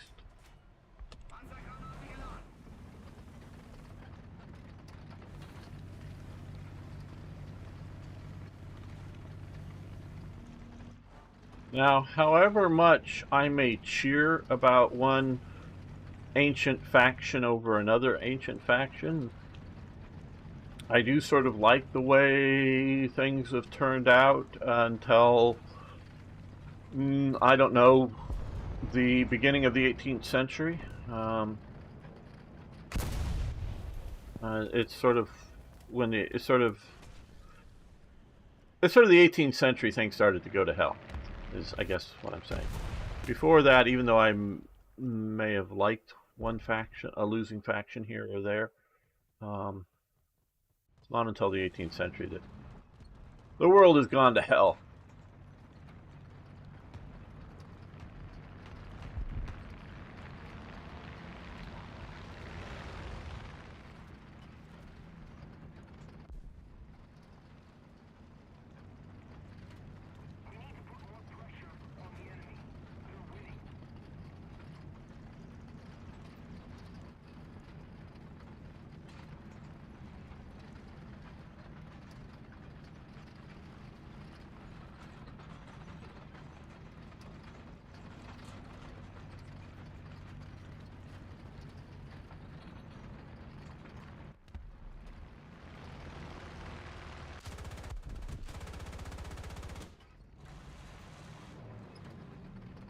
Wow, that was a fat plane.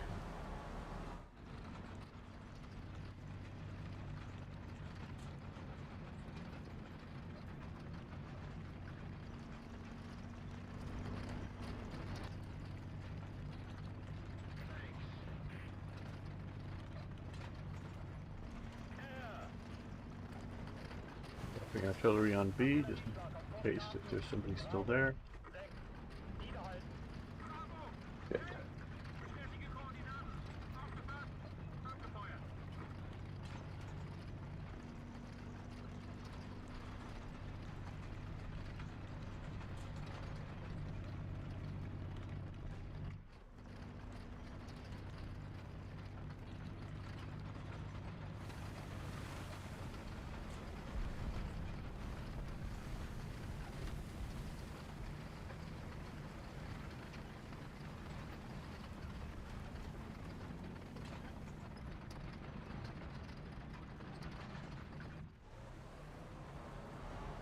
IS-2 is pushing on... Okay, Dino, yeah. Yeah, I was dead. I was already sniped.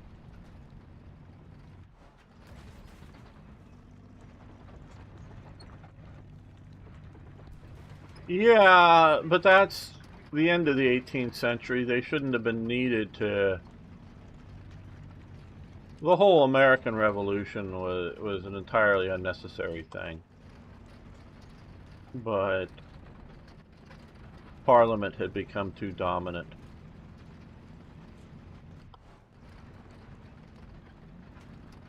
Ah, no.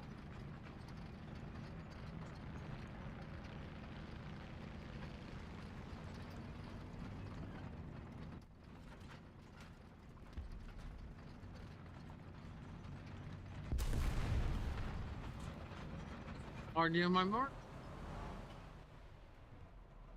Was it bushes? Oh shit.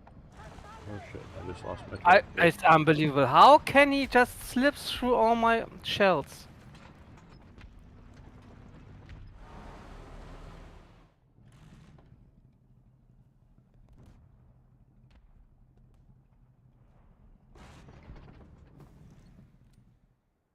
Is that mark correct, Arno?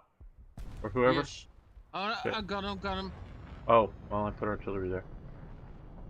I see somebody in the water. Let's see if I can take care of him. Maybe not.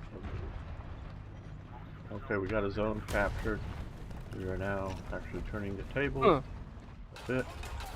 Oh, hell, you're up there. Okay. Oh, you just died. Good.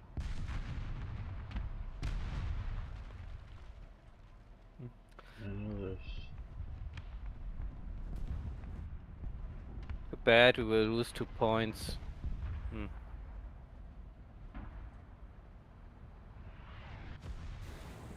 Got the jumbo out in the water. Hold on. Be careful. Oh, we failed.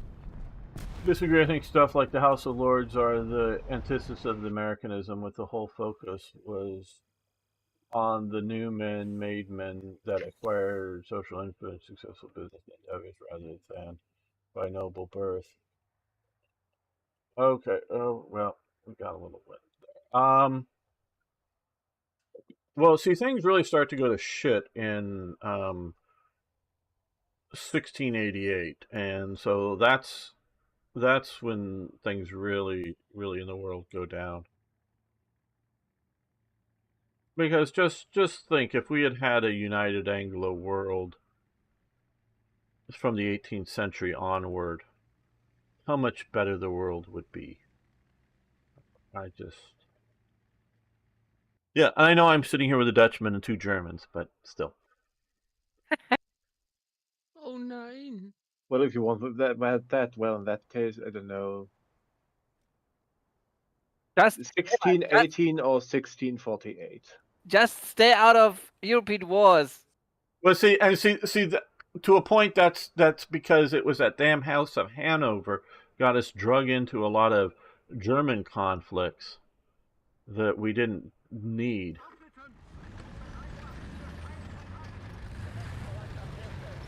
You could have stayed out of World War One, you know?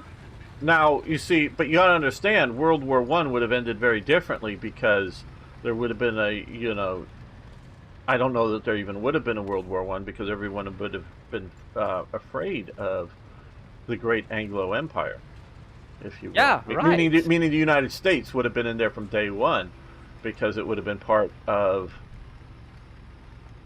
that.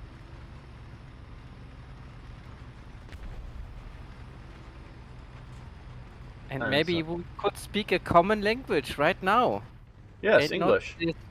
These absurd. Because we would have won World War I very, very rapidly.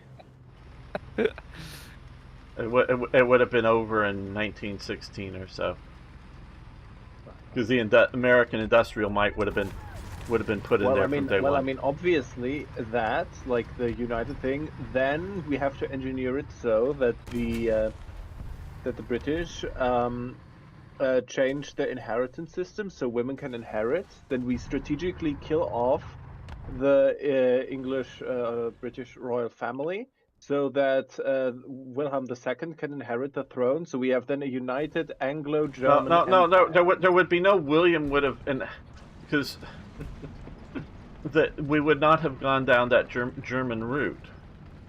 It would be the Stuart monarchy, the ancient Celtic monarchy, that would be ruling the world now. Yeah, I mean, the thing is that if we go with such large changes, then pretty much it's quite likely the world would already look completely different by the 19th century.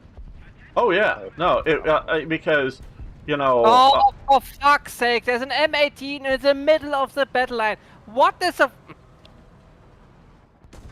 Oh. Yeah. Why? I don't know. Why I expect that someone would like look to the left or to the right. I don't know. It's dumb me. Yeah, well, You're not stupid. RD on 8. I just got slaughtered here. For not to Oh, have you cities found where the parts M18. have free. Well, but see, there wouldn't be that. There wouldn't be that. It would be a great Anglo Empire. All right, down to anti-aircraft. I'm not doing well this mission.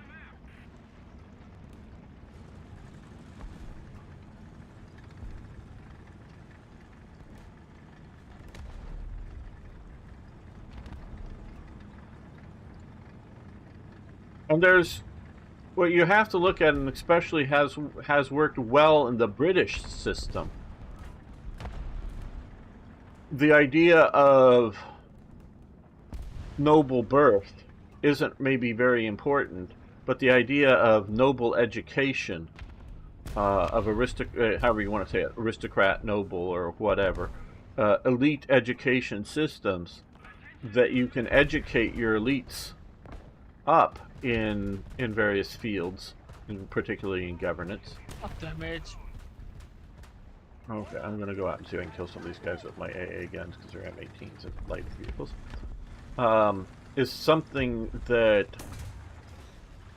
Oh, damn AMX, get out of my way.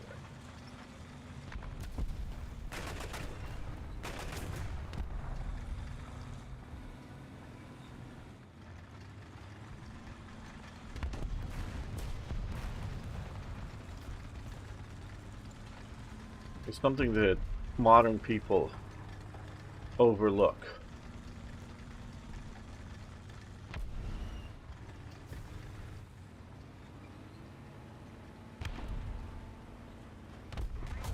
Oh, fuck you! It got me. It got me. It got me. Switch, switch, switch, switch, switch, Which switch. BR is the Rattle 90? Which BR is it? BR is what? BR of what? As a Rattle? Rattel? Yeah. I don't know right offhand. Whatever it I'm is. out. Fuck you, Rattle.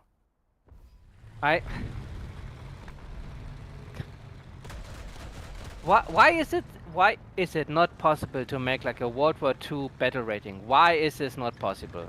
Why? Well, that's what we all want, but they don't want to give it to us.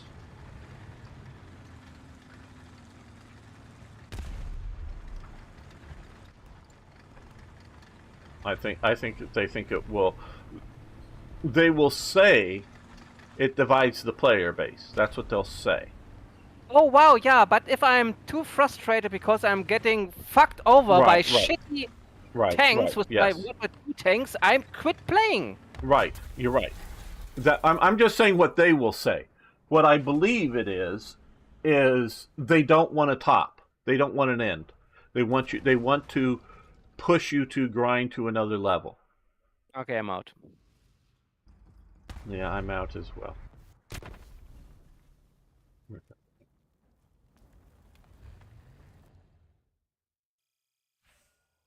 Well, no, but you see,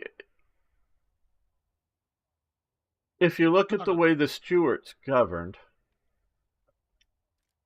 they were quite willing to have a an England, a Scotland, an Ireland. So why wouldn't they have various Americas, whether it looks like, mix of Canada and the US, but various states like they are, I'm not saying they would have necessarily ended up to look just like the states they look today, but would have looked something like that. And you could have Australias and New Zealands and South Africas and Rhodesias and a modern day India that was a mixed, not a unified India. Obviously, India is not unified to this day because there's three. It's divided into three sections. Because under the prior to the subcontinent of India, shall we say, prior to the British, there was not unified. Very true, but definitely included Pakistan and Bangladesh. So Got you, bitch. we can see that as being an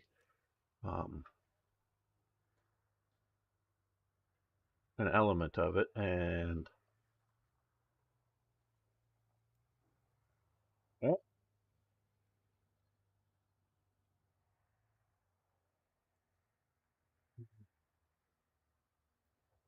let's grab that one up.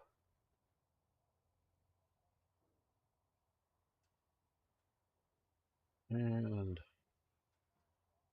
this one up.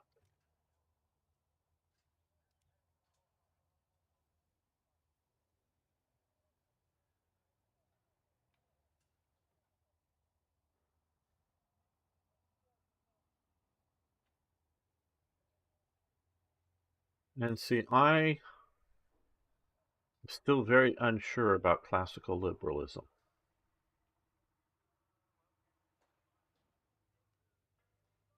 So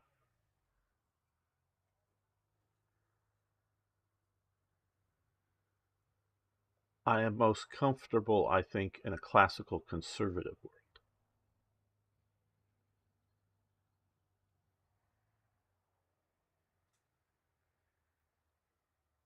But people don't like that these days. They're either classical liberals or radical leftists today, I would say. That's what, in the Western world, that's what most people are. Classical liberals or radical leftists. But hey, it's just me sitting over here in the corner.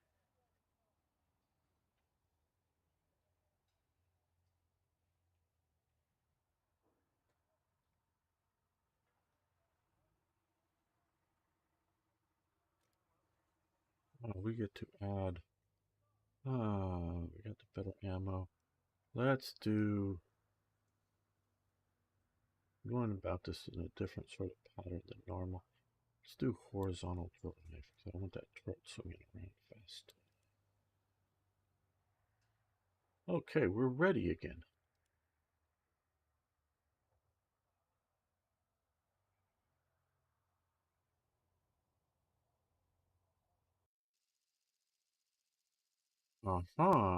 Big battlefield. Single point.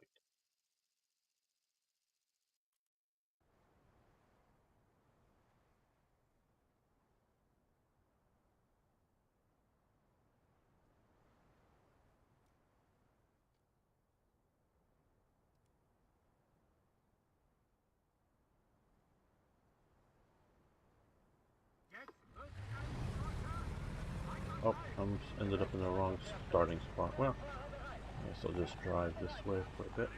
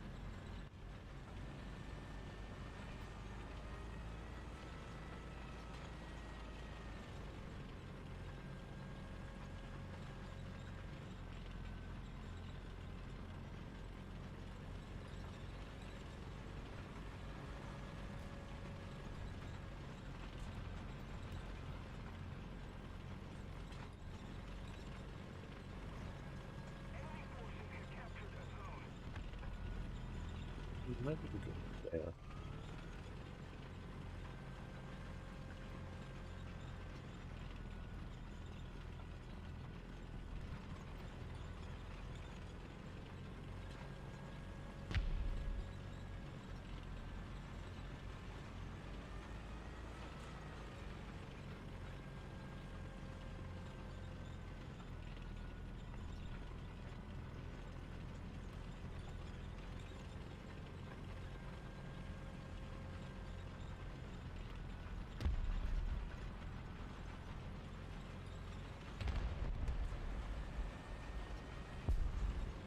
Oh, there's entrenchments here, which is maybe not helpful.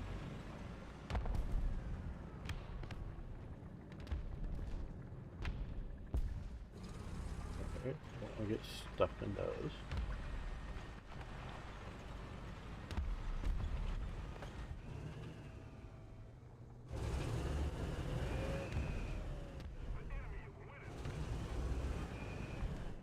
Okay. Moving on. Looking for the good position. I don't know that for this map yet.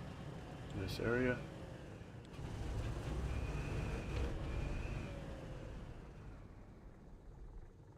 That is dead.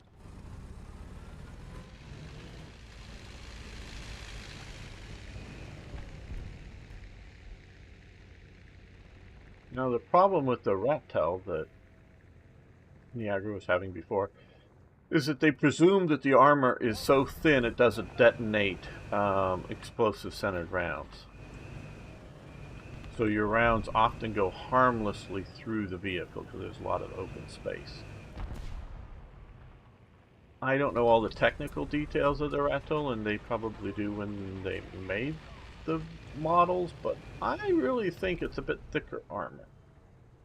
That it would be enough to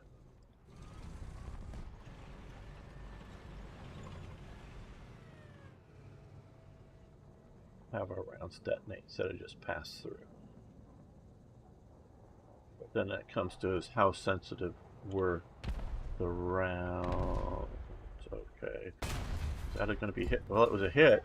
No damage. Damn. There's a PVKV from 1963. For fuck's sake. Yeah. Mark? No, I just saw that he killed one of our guys. Yeah.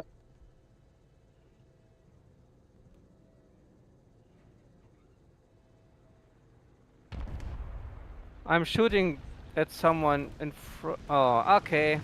Yep. Here, Yushin. Very nice. From 46. Why not? Well, 46 is not something I would overly complain about, but 66, yes.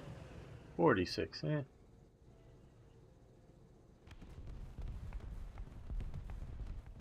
Especially with some of these very late German vehicles to near fantasy vehicles that we have in the game. No. I mean, I would not have a problem if I would only face Cold War tanks with fantasy German tanks, but I'm facing Cold War tanks with my, 43, 42 tanks. Yeah, no, you're preaching to the head of the church here of World War II only. Trust me, not just the choir. I'm. Now we're playing 6-0, and we could change it if you guys want to. Arno wanted 6-7. I wanted to grind my AA gun, so I sort of compromised and did what I wanted. Well, yeah, I could, but I don't have it in the lineup there, and I'd have to change slots, and I don't know. And it would be even worse for Niagara at 6-7 with these Cold War stuff. So it would probably be going down to something in the 4s would please us more. 4-3. Yeah, okay, let's do 4-3 after this match. We'll switch over to that. And we didn't quite get to the 6-7s that Arna wanted, but that's it's not if we were playing even with modern vehicles that are, if it was just 6-7, no 7-0s, no 7-3s, I would be complaining a lot less. I would agree that any of the later Cold War stuff, like the the Italian vehicles, I'm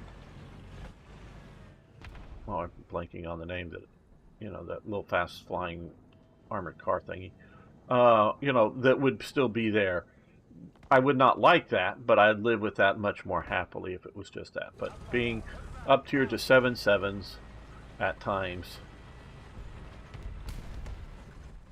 Oh, fuck you, F4.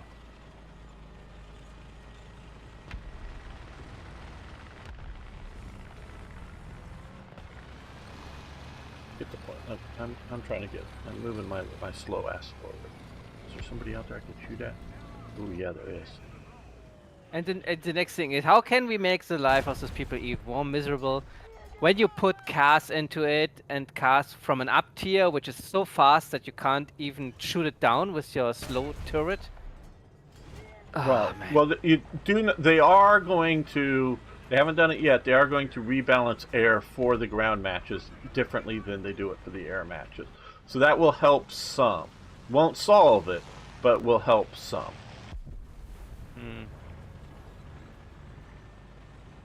So the cast will be weaker. I mean, if you look at it, some of the planes have so many payloads that can destroy the fucking other team. Yeah, exactly. That's the problem.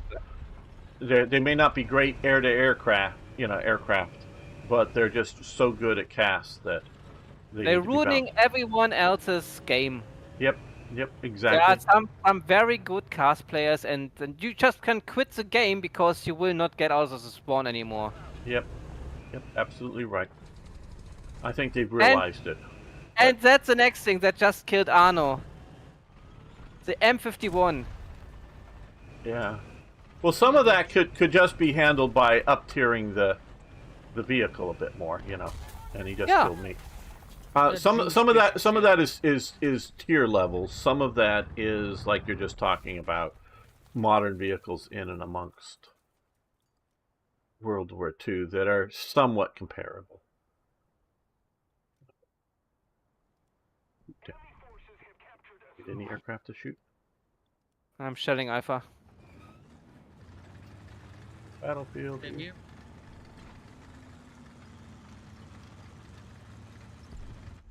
Oh shit. Okay, the M51 is like. Yeah, taking we're going down to 4-3 next match. So don't rage quit on me. No, I don't rage quit.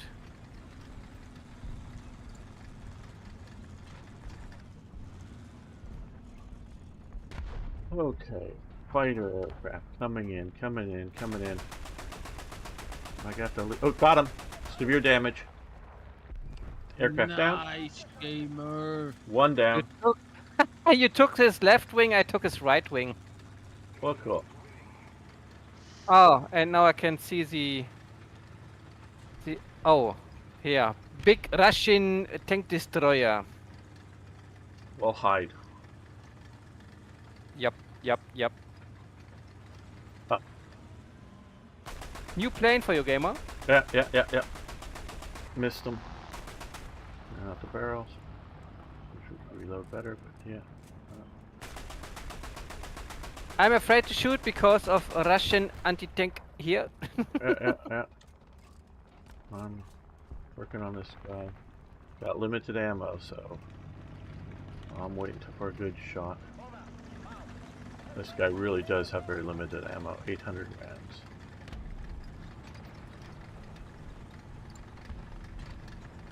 On my mark. I don't have artillery yet, so I'll get there soon, but not right away. The artillery, okay, where's here? Somebody got me.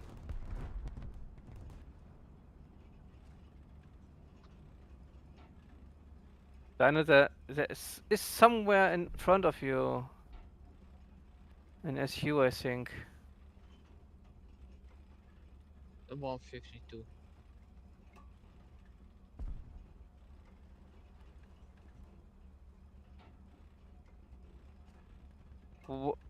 What happened to that aircraft?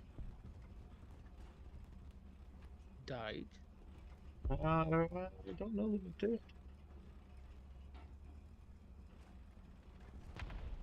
The Russian thingy is still here, but he's moving to the side. He's not here. Okay. Here. Let's put some artillery fire.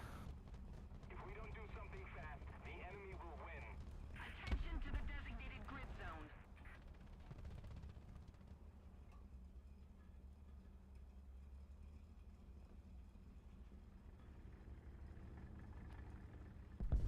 Attention to the designated grid. Nice, he's dead.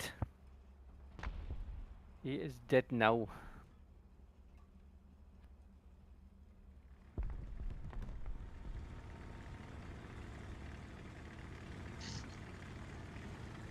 Oh shit. M51 AMXs. Oh.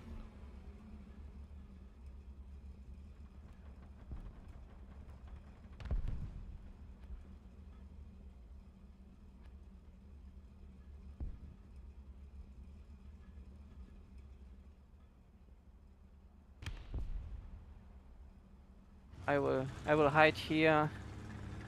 The arms on the gunner guy actually move correctly for moving the gun. You know, the turning the wheels. If you turn it one way, his arms move in one direction, and turn it the other way, the arms move in the other direction. Wow. It's not like that. I found the graphics, here's but... AMX. This is AMX. All right. Go hunt AMX. Are they on them? I can kill an AMX with this thing if I get shots at him. And that's maybe an if, but...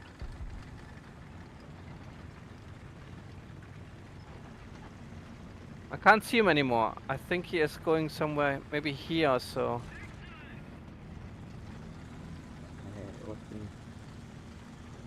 See him there. Oh, I see him.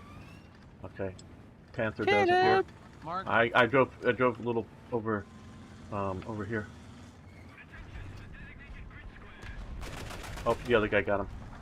Okay, before I could.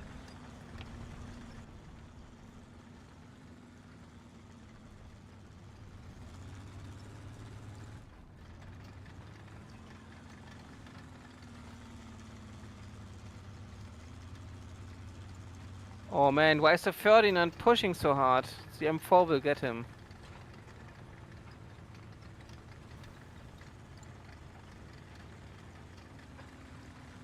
We can stay on this BR. We can also go Oh, we up. go lower. Yep. I'm happy to go lower.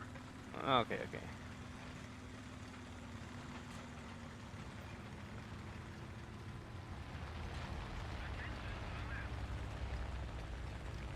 Attention. Attention.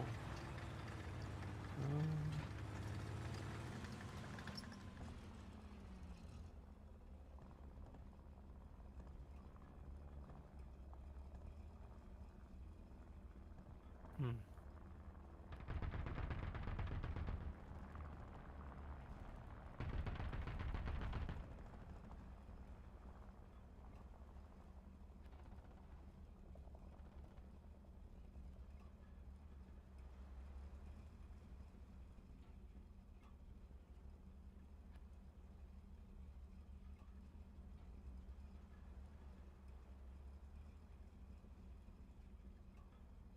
We're ahead of the enemy.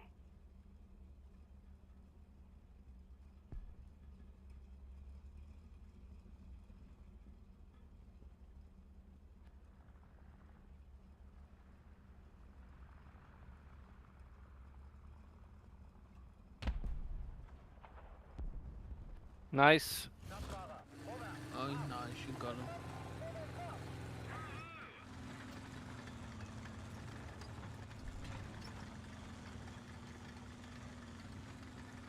Yeah, we got a squad. Yay. You see? Woohoo!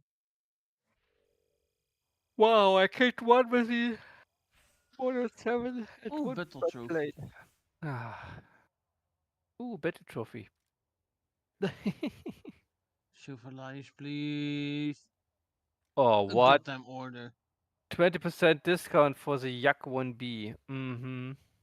Yeah, sure. Or 4-2 you said, gamer? Yeah, we'll do 4-3. 4-3. That gets us the Jagdpanzer IV, the Stuhr Emil, the Hetzer, just on regular. The T-34, 747. Yep. Panzer. Yep, a lot of with some premiums. You still have even like the Stug 3 at 4.0. That's very usable, and the Ostwind and the Wirbelwind. Yeah, I know they're 3.7s, but they're damn good AA guns. So, yep. We're that's sort of a meta lineup. Oh, even the Broom Bear is on 4.3. Really? Oh, is it? Yeah. Mm-hmm. I don't play much. What slot do I have that in? Let's see. Do I do that instead of the KV2?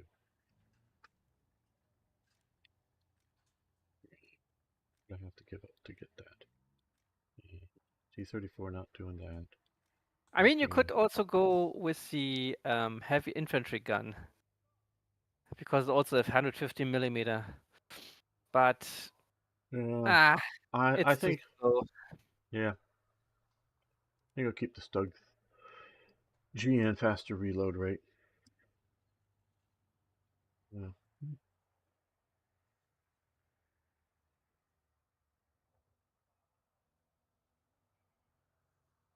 You prefer the Stuck over the Jagdpanzer? No. I have in my lineup currently. I have the Stuhr Emil, the Churchill, the Stug 3, the Jagdpanzer 4. See, there we get to pick our vehicles here in a moment. That's only partway through the list. Oh, Gamer, do you have the Jagdpanzer 4A? Yes. I think that's When was this available? Like 1 million year ago? it's a premium. You buy it. The Wirbelwind, the T-34, the Hetzer, the Ostwind, the Jagdpanzer 4A, and the German. Left or right spawn? I'm going left spawn. Let's see. I'm going to go Jagdpanzer 4. Oh, I'm in the wrong color, but oh. Oh, Dino is in a Beutepanzer. They've added a bunch of trees to this map.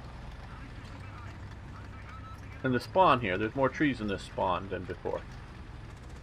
So it takes like 2 500-kilogram bombs more to like make it wide open. Yeah, to be able to shoot down enemy aircraft.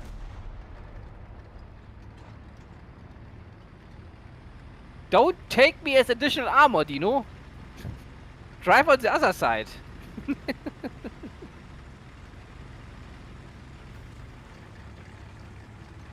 Ah, feeling so used.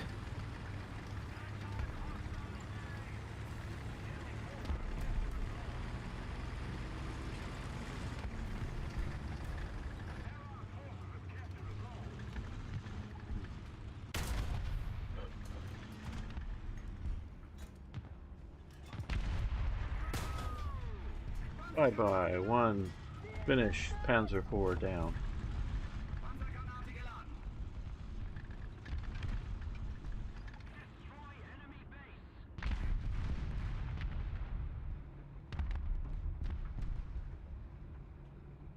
Whoa.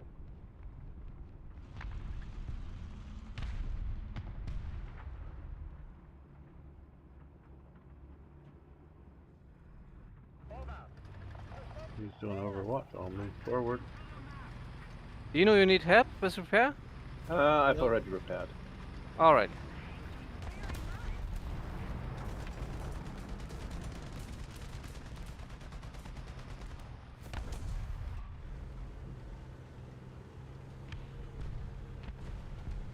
Ah, Where's shit. that? Yeah, I see him. I destroyed Nice. him. Nice. Where did I? Oh, up on the. Somebody up on the top there. Okay, goody, goody. Just what I need. Oh, do I have any? Oh, yeah, T-34. So yeah, I got tank.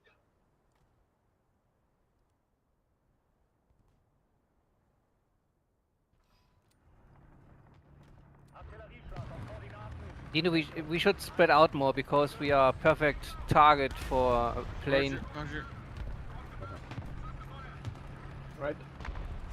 Okay, okay. I have a new position and I hope I'm far enough so they can't kill both of us.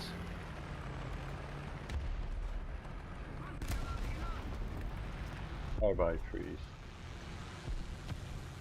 There What an was that? perfect run for? Oh, he There you killed go. the Cromwell. I was shooting at him. Me said.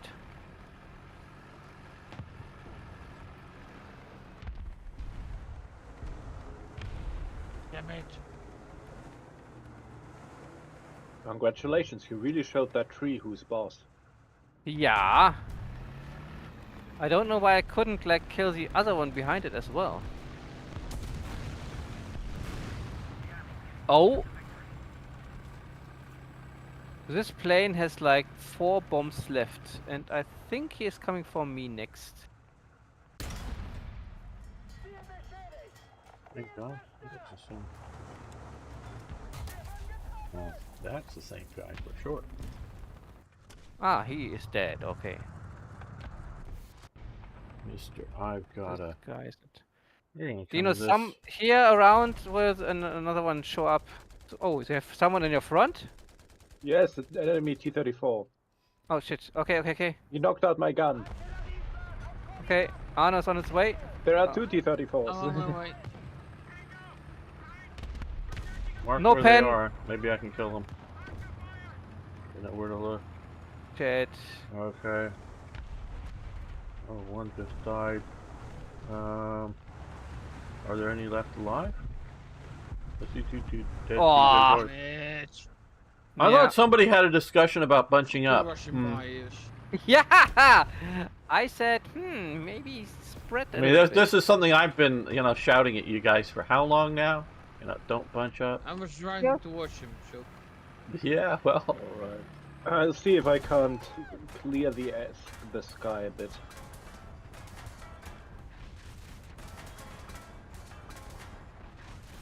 this is not letting me. Oh, gamers are around. Alrighty. BT5, that's left of me. They are firing into our spawn point now. I think you can see them. I'm battling a thing right below touching me. It's now dead, but let's see. Okay, and I gotta prepare my breach.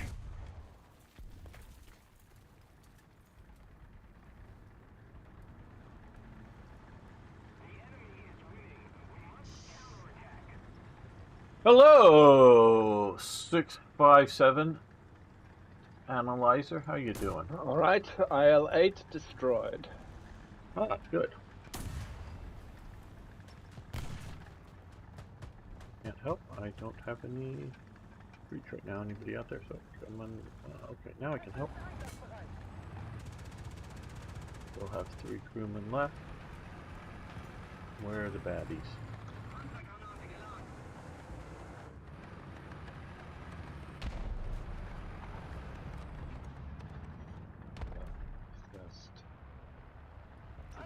First. Oh shit! A lag spike! I was killed by a bloody lag spike.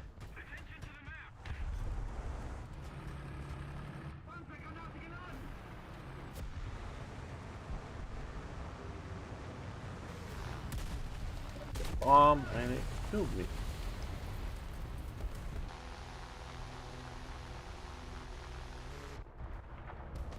Well, let's see. Yeah, Word Will Win sounds fun. I will join you in the anti-air war, because that's all I can do now. Where? Oh, right. Hit. No damage. So,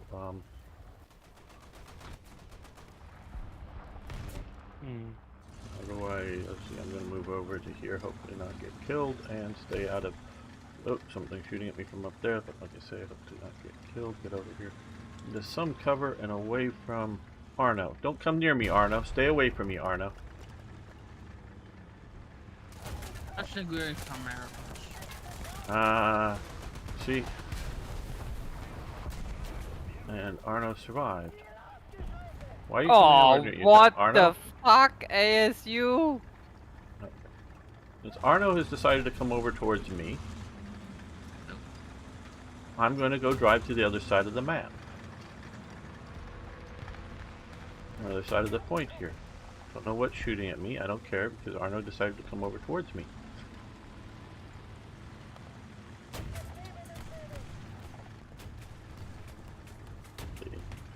This way, I am now away from Arno. Fucking Russian bias. Yeah. Fuck the Russians. Hope they'll die.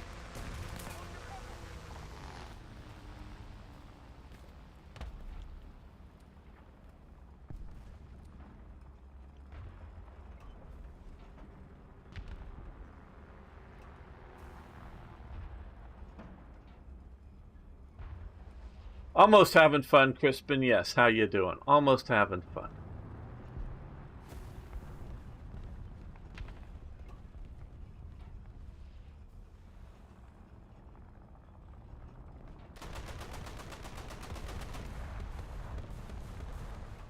Ammo.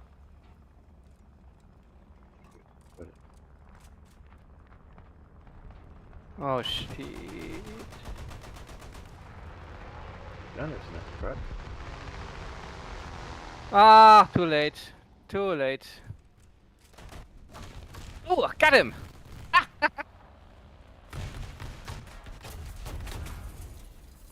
Well, we got best squad.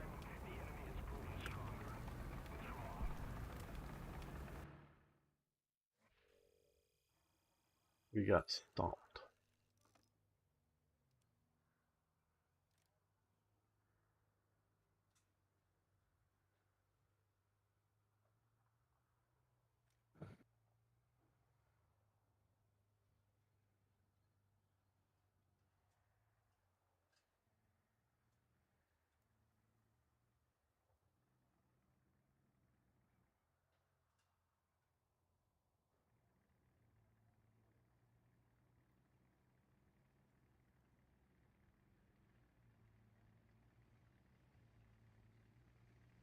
Oh, what?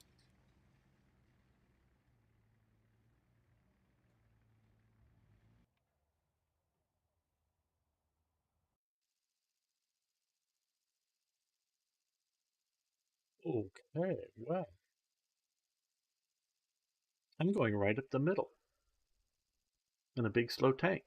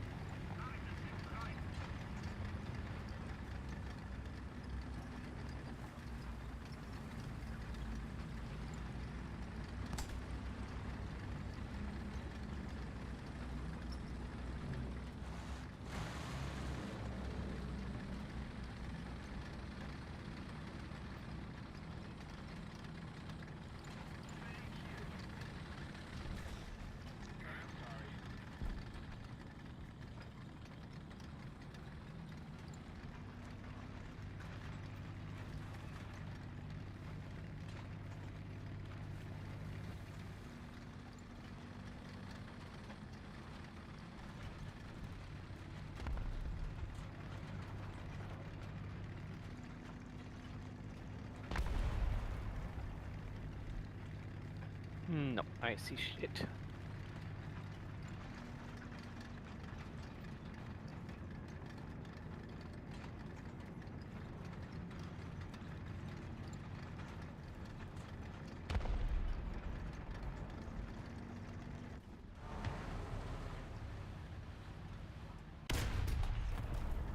Look at that got crushed. Should just let it go. Somebody else got him. Good.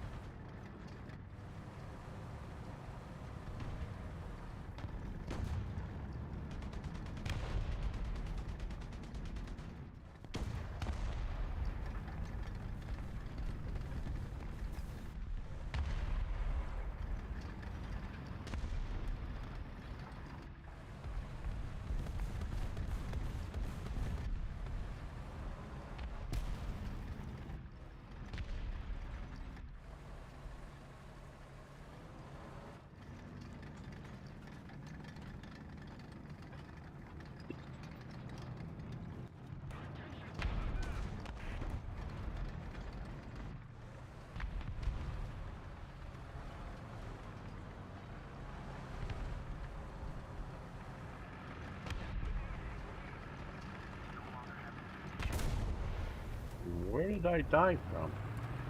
See, almost fun. Oh, in front of me? I did not see you there. How did I not see you there? I don't know. Well, that did. I have an ASU in front of me. What shall I do? Kill it. Step on it.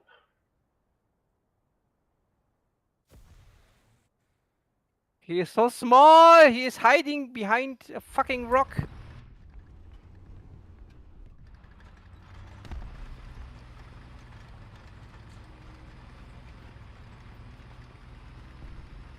There you go. You stepped on it.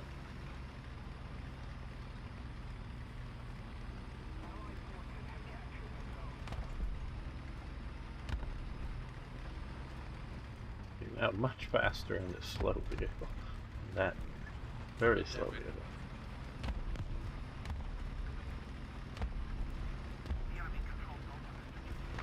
Oh, well, let's see from here. Do I have shots at these guys on the ridge from here?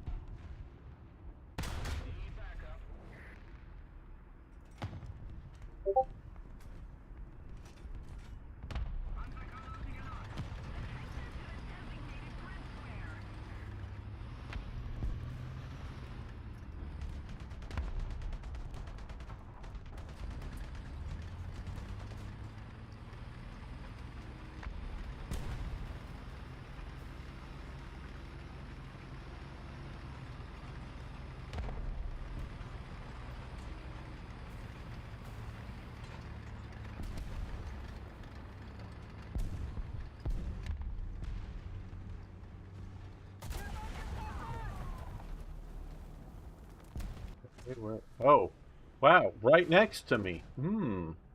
I did not see that. Going you, but okay. Well, hey, anti-aircraft time. Let me. Okay, don't move. Nobody move forward. Stop where you are.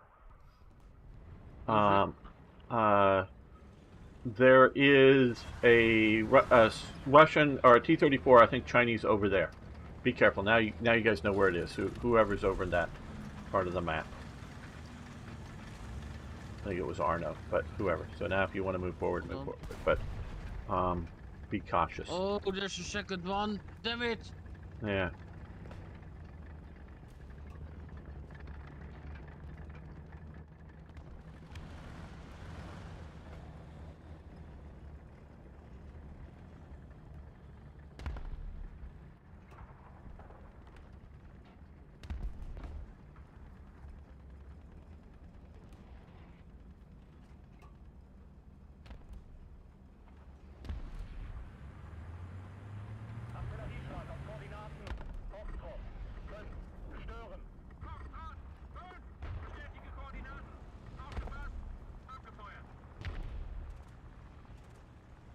Here, don't see any yet.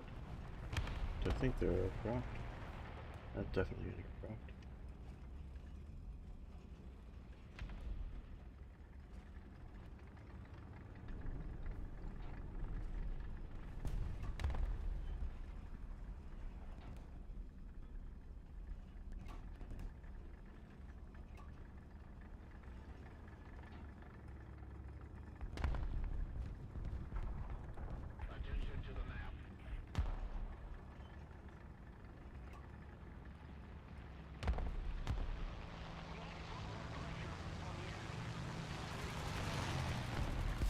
Oh, he crashed. Well, fine when they crash. I want to shoot them down.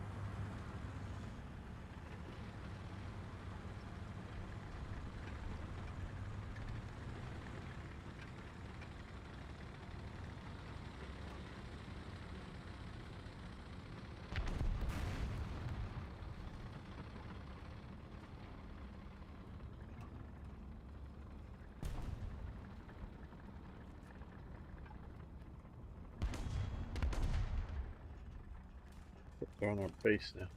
Okay, well, let me go after it. Some sort of tank destroyer.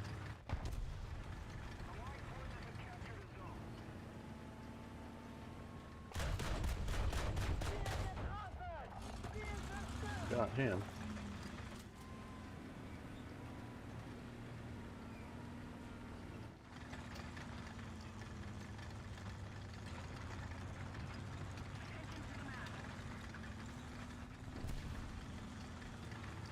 He just called out location, putting artillery on that location.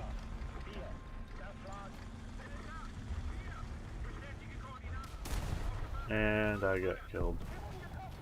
Oh boy.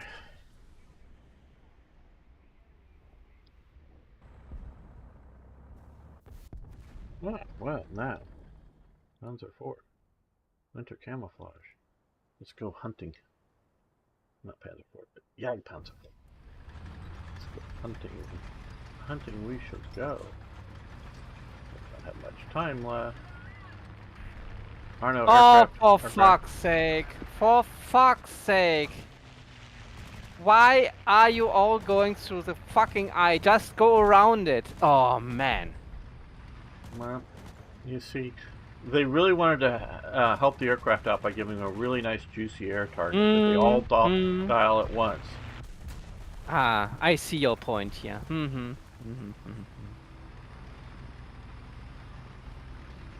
And that must be the only reason, because I wouldn't know why you doing it anywhere else.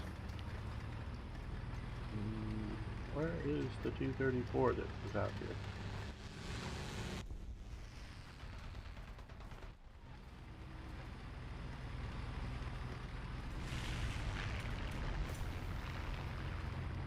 I see you.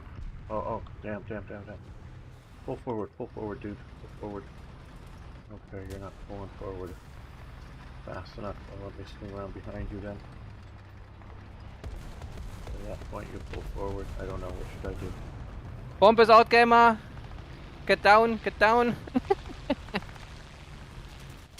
And come on, better map next time. Better map. Where's my bomb? Ah, I got him. Okay.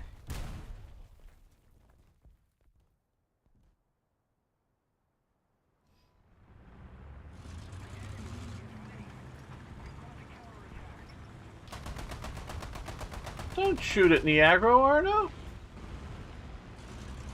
No. Oh, thought you were. Looked like you were.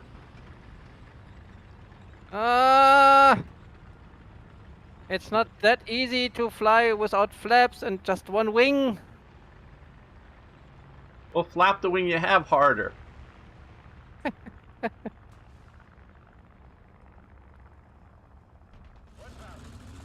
Ah, shit.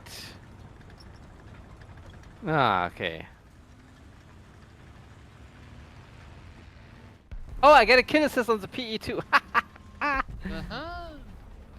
Okay, what do we need? We need. Okay, no, I No, don't. we're almost done. respawn. Yeah, It is done. we're done. Ah. God, come What? on. Is there a problem with the name here somewhere?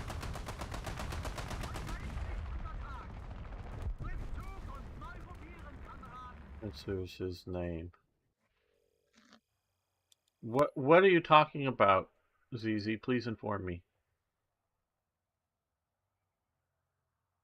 Check your last comment on Twitch. Okay, well, let's see. I'll actually get loaded. I see. I'm using another service to watch the chat, so it's sort of second hand. Let me come into.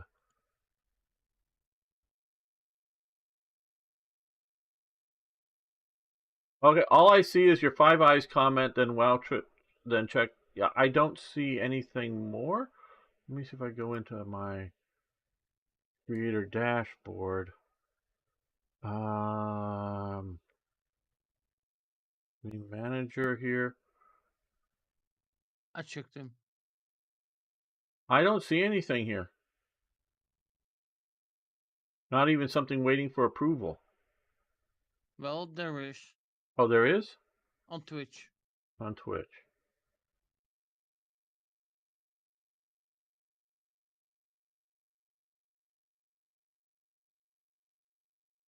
Oh. Oh, Niagara. Oh, you prove it. Niagara. Yeah. Yeah. What? Oh, okay. Oh, I didn't see that. Oh, that's now. Okay. You approved that. Okay. Yeah. What is with me? Yeah. I guess Twitch didn't like. Yeah, so it's censored your name. It's your name. It's Yeah. But I didn't. Huh? No, I'm not no. ZZ Nope. was commenting about you, and it censored your name. I could argue with the artificial intelligence of Twitch. What's wrong with my name? And I bet you would get nothing from this. Oh, it's very close to a offensive name or word. Oh, fuck you.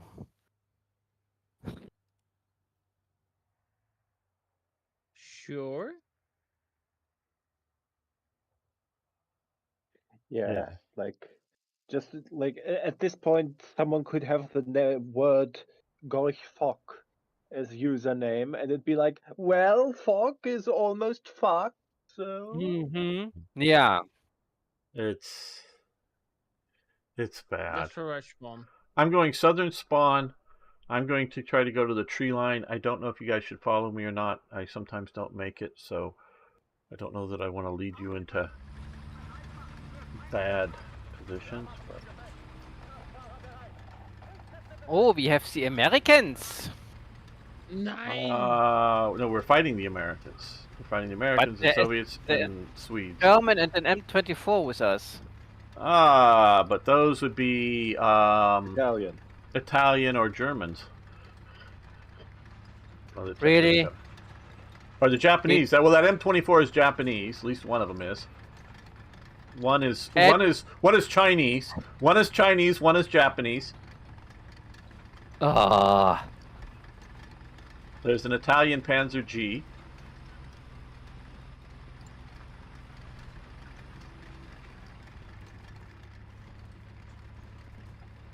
When is Germany going to get an M18?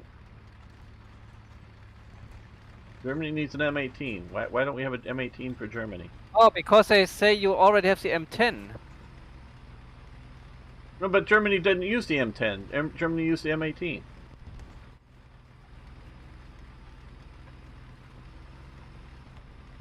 Little bit higher. Germany had something like 600 M18s. 600 other things.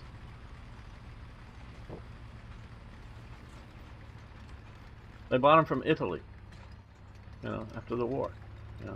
Cold War era. Why doesn't Germany have an M18? Let's have everybody have an M18.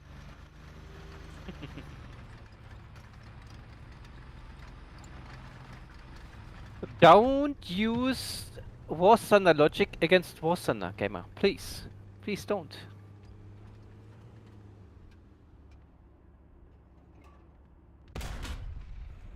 Oh, good, you're stopping to give me another shot at it.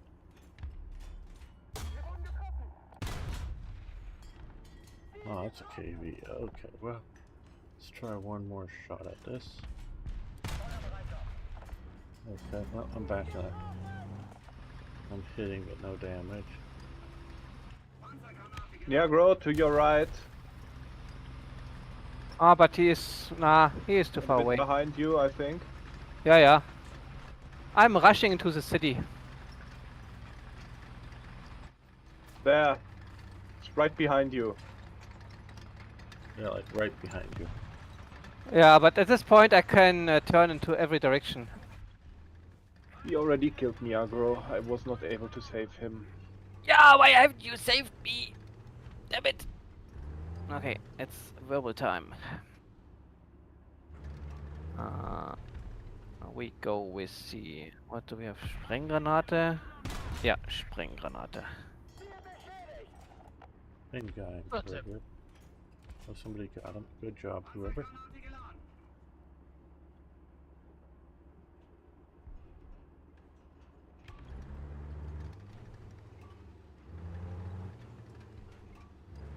I don't have winter camo for my Wilbur? What? You need to play it more. Yeah.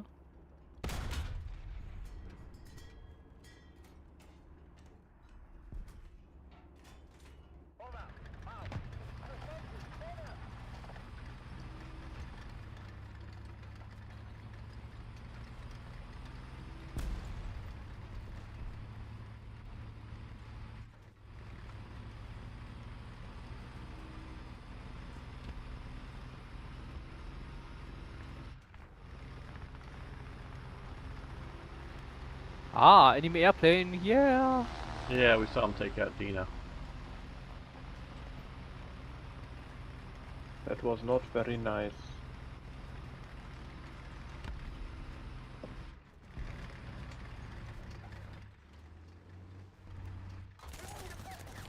Now he's facing me, but fortunately it's a less attack. Fortunately. Damn it, I'm too far away. Nope.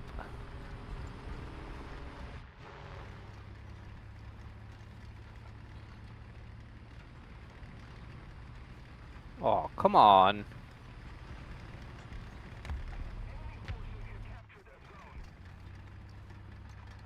Come a little closer.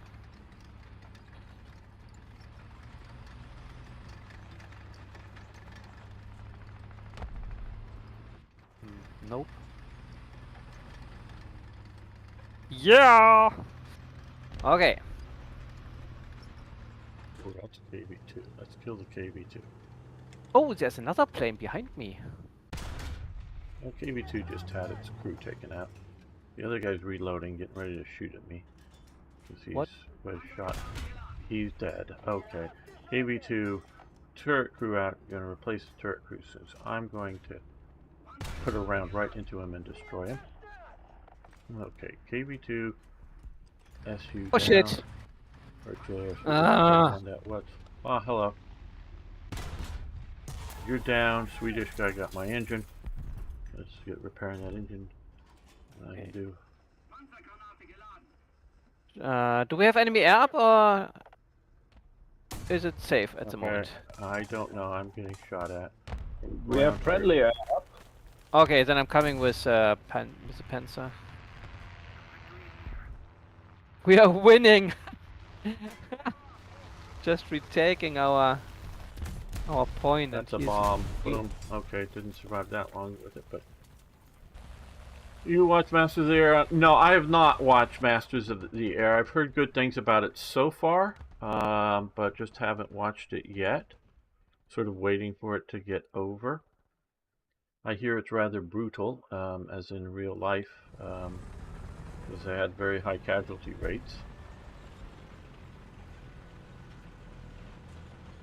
So yeah, I'm planning on binge watching it at some point once it's all, excuse me, all out, and I know that it's good. And so I'm trying to avoid, don't give me any great spoilers, but I mean, I just heard general things like a lot of the people are dropping like flies and whatnot. So yeah, which is historically correct, of course.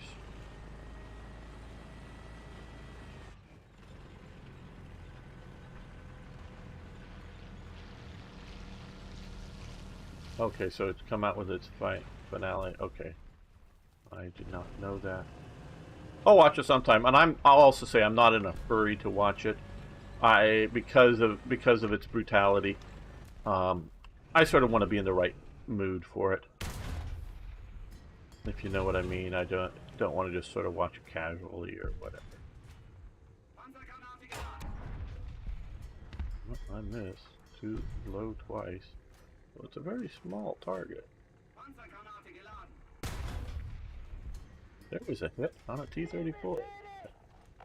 About 1,000 yards or meters or whatever. Another hit at that kind of range. Just bouncing off of it. Let's see this other vehicle over here.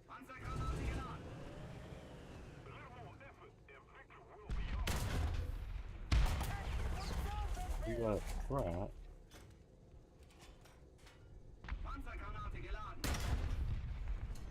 Boom, no damage. Oh, the other guy over here. What are you? Oh, you're at the front. Oh, come on! I hit your fucking MG port! Got that? Okay. Ah! Truck still alive out there or did it die? Where's the truck? Truck is potentially dangerous.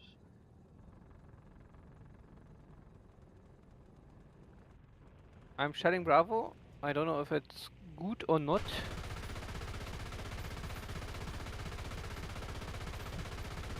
Hitting the truck.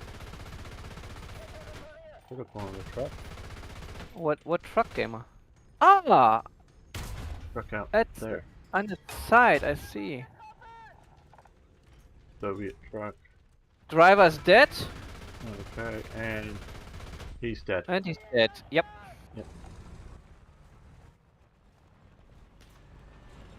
These Hetsus are really nice little vehicles. That was a close call. Here people say doesn't work, then they point towards the bomber mafia. Okay, I don't think I've ever specifically heard the term bomber mafia. So I'm not sure. Why is there a Panzer IV in the middle of the house? Can someone explain to me? It was trying to stay warm inside? I don't know. Maybe. Okay. Okay. Close air support coming in. I have.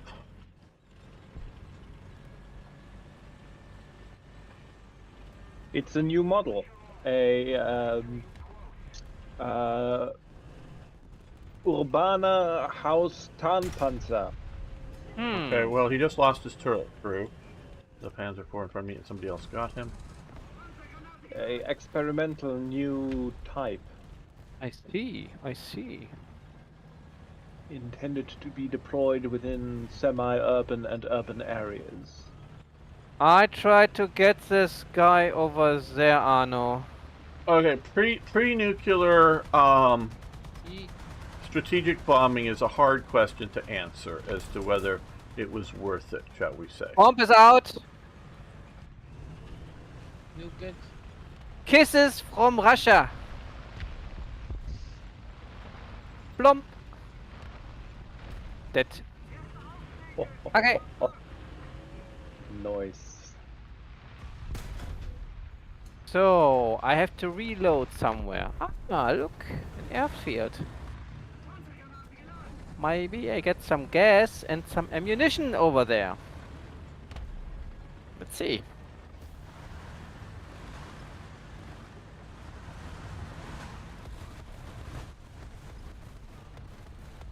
Dina, what do you think about strategic bombing? Was it ultimately worth it or not for the Allies?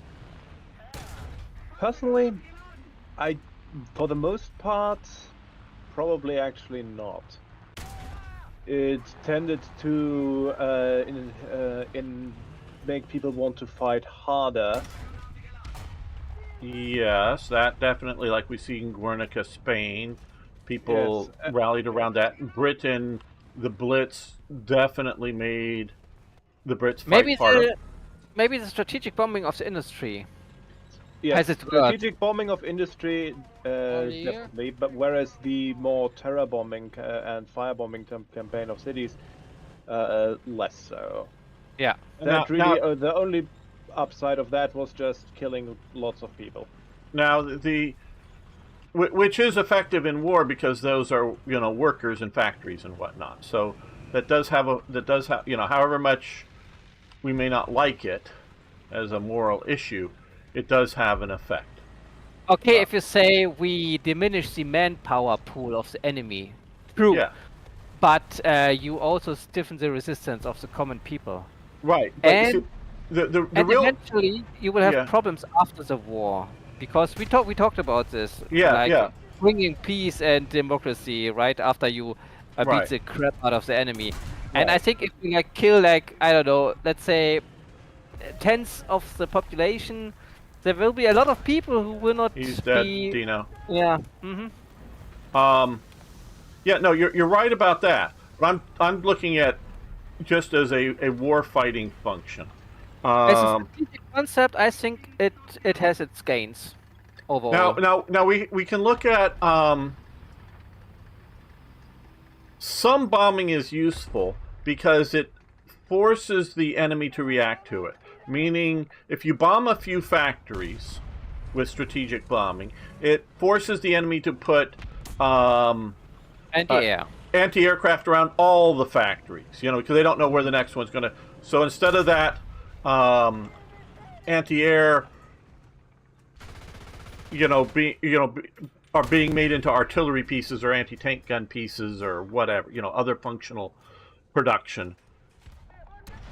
It affects the outcome of the war. So it does have some positive effects.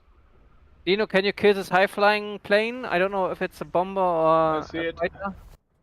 Mark? It's diving. It's diving.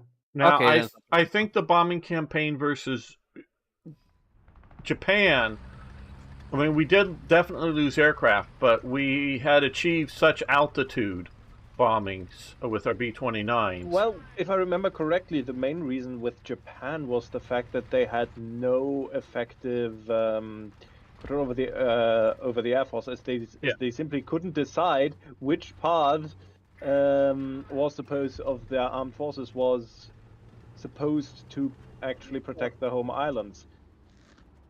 So they were literally too busy arguing with each other to put up an effective defense. But I also think they have a serious altitude problem of actually getting up. Yeah. To reach the B-29s, I think. Yeah, that was out of- because they're pressure sealed aircraft. Yeah, but Gamer, I think by the time, let's say 43, 44, I think the most experienced and the best pilots were already shot down and then used up in kamikaze attacks. So even if that okay, hold on. That is, at least primarily, I was going to say only, but primarily naval pilots, because we took out the carriers. The Japanese Army Air Force, bombs out. I think was having attritional, fighting from the islands as well against the Americans, but I don't think it was as devastated as the carrier force. At least that's my understanding of it. For experienced pilots. You're absolutely right, because they put the overwhelming majority of the experienced pilots on the carriers, and then Midway and other battles just erased them all. And you're very right there. But I'm not so sure about the Army. And I'm getting very hungry here. Oh man. I would stay for half an hour. Well, I'm actually thinking we may end after this, because I'm too getting hungry. Oh, no. No, not yet. What? We're losing? What is happening? One more battle. We'll do one more battle after this. I think the aggro can stay around that long, and we can do one more battle. Let's win this first, and then we can think about. Yeah. Must win the East in order to win the West. Yeah, correct. I studied. It was a mixed bag. Bombing submarine pens and ball bearing factories were not very effective since the factories were able to disperse. Well, we have the situation. What's a strategic bombing and what's a tactical bombing? Or if you will, if you want to throw in operational level bombing or some other metric. When I'm talking strategical bombing, I'm referring to primarily what would be going after factories or cities, means of production, or more like railway infrastructure, bridges, that type of thing. Now, if you want to call a submarine pen an infrastructure, yep, you'd have a point there, but you also could call it simply was bombing of Pearl Harbor a strategic or a tactical bombing? I call it a tactical one because it was going after the ships, not after the production of the ships. So the submarine pens is that. Would you say if they had also destroyed the shipyards and the oil silos, it would be at least kind of operational strike? Right. Yes. And obviously as we can sure, Crispin. There's sometimes not clear definitions between what's a what and what's a this, because some of those submarine pens were doing final assembly of submarines. Putting in part of the production of them, though not so much making components, but like I say, assembly. Blah. I mean, okay, Gamer killed 10 tanks, but look at the other side. There's one with killed 16. Oh man. Yeah. Alright, I'm out of this thing. Head into a tank. I have run out of ammunition. How many people are on Alpha at the moment, Diana? Two T-34s. Okay, I'll drop my bomb there, and then I will switch to a tank. Where's the tank? If I can make it, at least. Move forward. That's friendly. Oh, just fired at me. And it's doing its Swedish. Oh, there we go. Gotcha, bitch. Gotcha, bitch. Oh, and another one got me.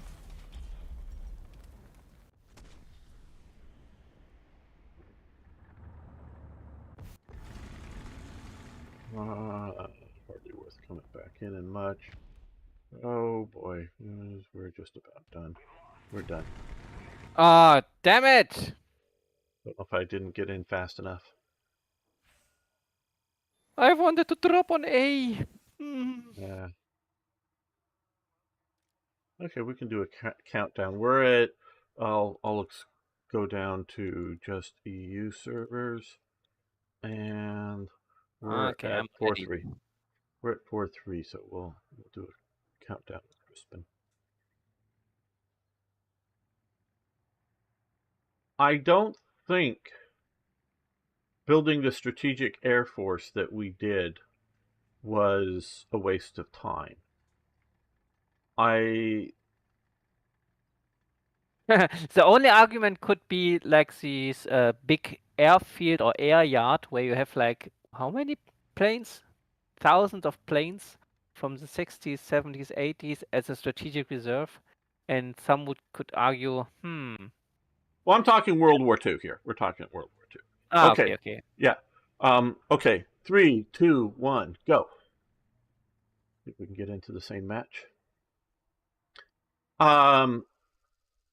Because we could look at. Okay, we're in Normandy. I'm going to go south. I'm in Poland. Oh, sorry. We're on the different sides of the different fronts. You don't need to use. Well, the American bombers could have flown at night along with the British ones. That would have changed the the loss ratio, I am sure. Don't know if they would be any more or less effective at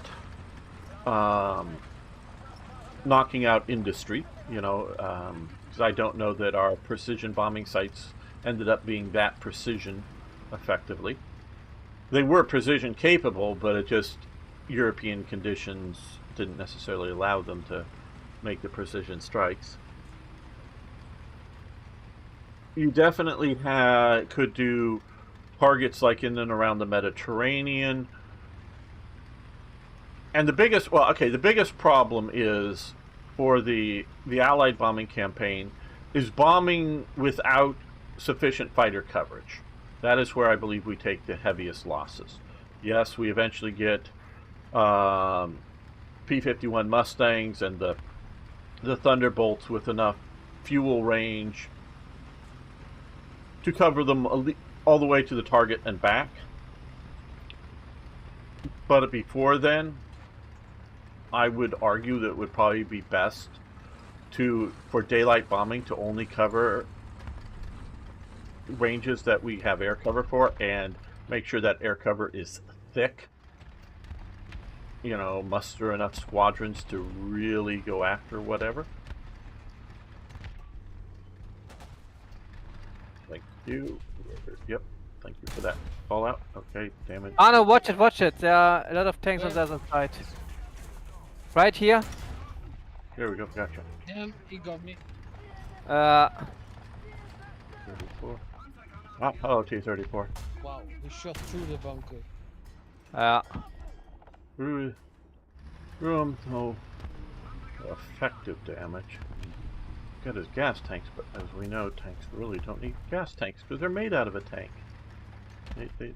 The whole vehicle is a tank. Yes, but the whole vehicle is a water tank. Yes, I know. Where it comes from.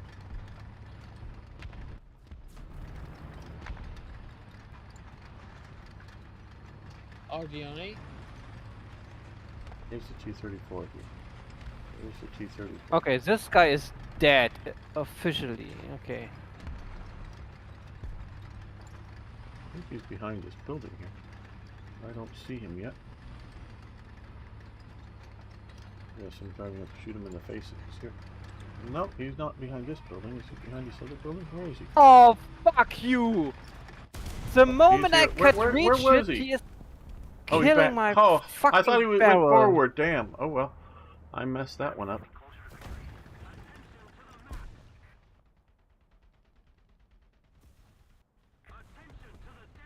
Ah, and here comes the...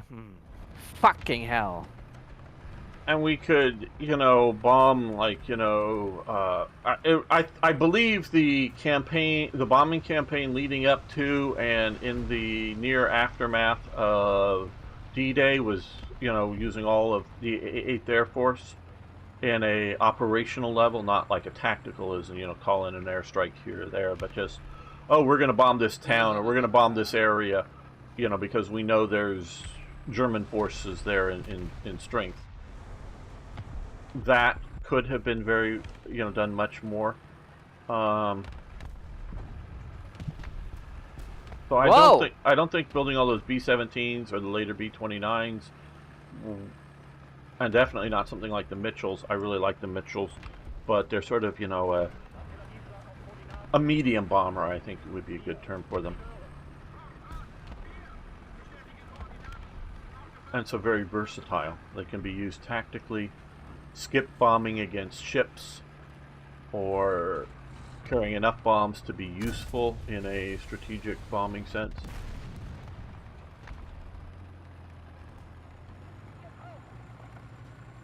It was a thought. I have shelled Alpha, Dino, watch it. Oh, there he is. Critical hit. Got your commander loader. And got you. You're dead.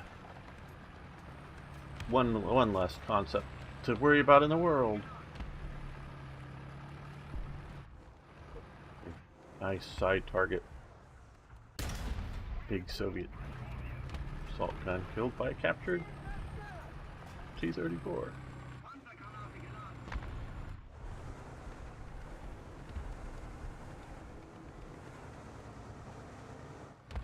This time it's sort of not before.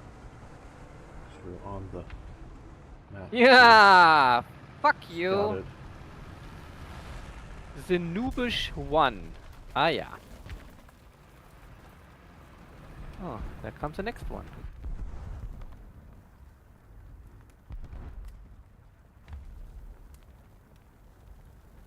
Yeah, the Norden bomb site was overhyped that they had similar performance to Britain and Germany's bomb sites in the war. Well, my understanding, and there are also, I forget, there was also another competitive bomb site that the Norden was sort of picked because of politics as much as anything else. My understanding is that it was a very, very precise bomb site. But in a practical way, over Europe, it could just not perform as well. Because it was tested out in the American Southwest, where it's very dry air, dry conditions. You can get up in good altitudes, and see your targets, fly steadily, and take out your targets. Where in Europe, with cloud cover, you either need to get down low to where you're going to be hit by,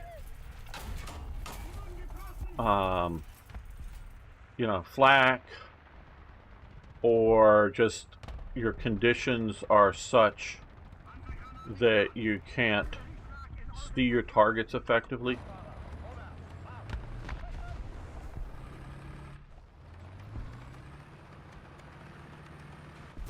I'm shedding Bravo. And even the TBF Avenger was capable of being equipped with an Norton bomb sight. They rarely were, because if you go up high and try to drop your bomb, the ships can move. You know, the ships are mobile. Can move before the bomb hits them. So they were normally, you know, getting in closer, not because, oh, what's our accuracy capability, but close enough that from when release of bombs to, you know, hitting, it'll be effectively hitting them.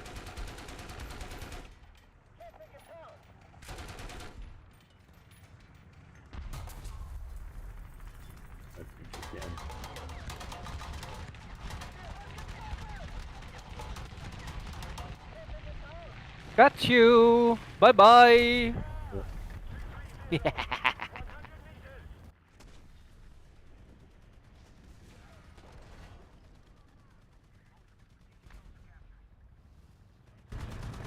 Okay, where's the other plane?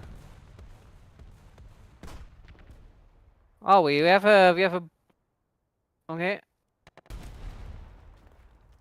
Someone is on Alpha.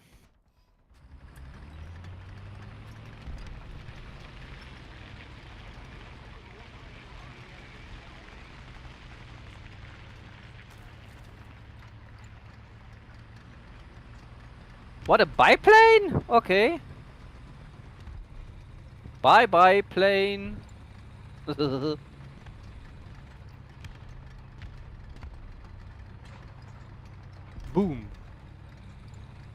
Alrighty. But I think my yeah.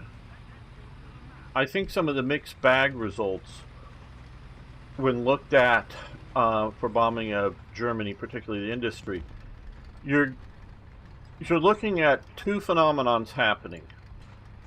One, as the Allies really start a combined bombing campaign, meaning British and Americans are truly there in large numbers. I know! Dino, behind you, behind you, behind you! Turning. That's it. He's here. Oh shit, That got company. Yeah, I know that he was there. That I even damaged RGI. him, but he hit me better. Oh, now the Hello. Ostwind goes down. Critical Why? hit.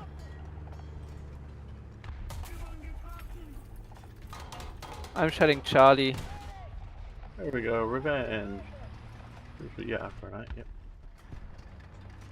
So as we're starting to really bomb heavily, strategically, you also have Germany converting over to total war. Where prior to that, prior to 1942, Germany is not in a total war production situation. So when the Allies look at after the war and get what data they can from the German side, I think it skews to some degree their belief in the effectiveness or lack thereof in the bombing, because Germany is increasing production and heavily increasing production while they're heavily bombing. Where that I take it to be more of a situation of just going from we'll call it, use a Hearts of Iron term, mixed economy, Nice. to going over to a full war economy.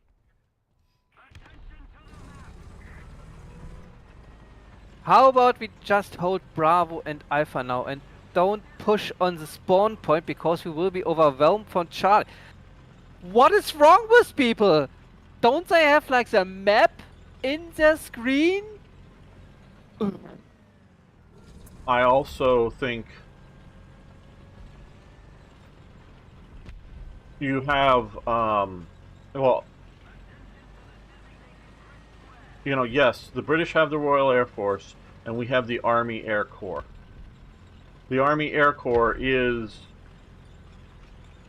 very much functionally its own branch of service, in a practical sense, meaning you're not really going, I'm one shutting day Bravo, Arno. commanding an army battalion, ground battalion, and then commanding an air force, an air corps unit of some sort, so it really not intermixing their officers and they're enlisted much, if any at all. It's Moving my beat. Oh, for fuck's sake. We have lost everyone between Alpha and Bravo, and now they keep pushing on the spawn point. If there's any enemy left, then he will go to Alpha, and I can't do shit because I only have anti-aircraft ammunition. but I also see this as maybe Enemy political plane a problem as well, both within the armed forces as well as with the British. That the strategic campaign, see, again, from my limited reading, I think maybe you can tell I'm not a big air power expert, but it seems to be that they're sort of running their own show. They're setting their own priorities. Yes, to win the war. Yes, to, disrupt production. But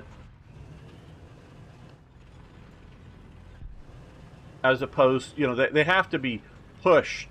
I mean, or dragged kicking and screaming to do to pull off of from, strategically bombing Germany to support the Normandy landings.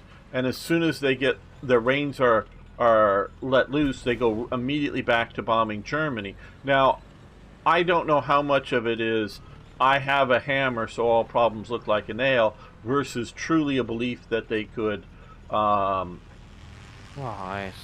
dominate or win the war simply by, stopping production. Because unlike, the Napoleonic Wars, you could show up at a battle and have no ammunition and win it because you're just going with the bayonets. And if you time things right and well, the enemy will get very few effective volleys at you, and you can just, win the battle without effective ammunition. But by World War II, bayonets versus tanks and the Japanese try it a few times, just don't really work. So production is no matter how good your bravery and how good your tactics are, if you don't have ammunition and tanks and aircraft or whatever, you can't win, no matter what you want. So I think it would have been better for Eisenhower, and I get the idea of concentrated effort is a good thing versus breaking up effort, but I think it would have been better to assign more air power to support specific corps or specific armies, so that they're not. You don't have to oh well, we have this campaign to bomb, the barbarian factories or whatever. Oh, you mean you're wanting to pull a third of my aircraft off to go do some tactical thing? No, we gotta finish the bombing of these factories, or it's all for a waste. Just go. No, these parts of the 8th Air Force. No, they're assigned to support either Patton or Bradley, or the British can support Montgomery's advance. And would you say then maybe the Allied forces would be not standing at the River Elbe, but on the River Oder? Very well could be. Very well could be. Mm-hmm. And you could also see this in down in the Mediterranean, where I think there is more tactical support for what I forget the Air Force that was down there, that was based out of there. Now, with the air, and I also believe probably part of this is, as I'm thinking about it here, is probably part of the remnant of the idea that the 8th Air Force, and I forget whatever the British called their operation, is for a while that's all they can do is strategic bombing, because there is no ground war in the Northwest European, front. So, you use the bombers, instead of just having them parked waiting, and having a vacation, use them to try to do something useful. But once that push happens, we could have readily seen, and you can evaluate whether you want to blow that bridge or you want to keep that bridge there.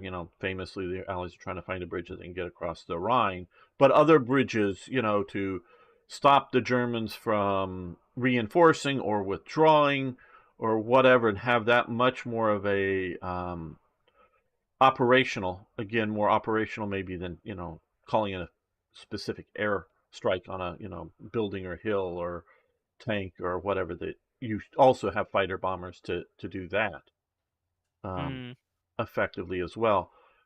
Very much use the Air Force like I tend to use it in Hearts of Iron because I'm looking. I don't want to destroy all the French factories because I'm going to roll over them in a month or so. So who cares if they build an extra few tanks?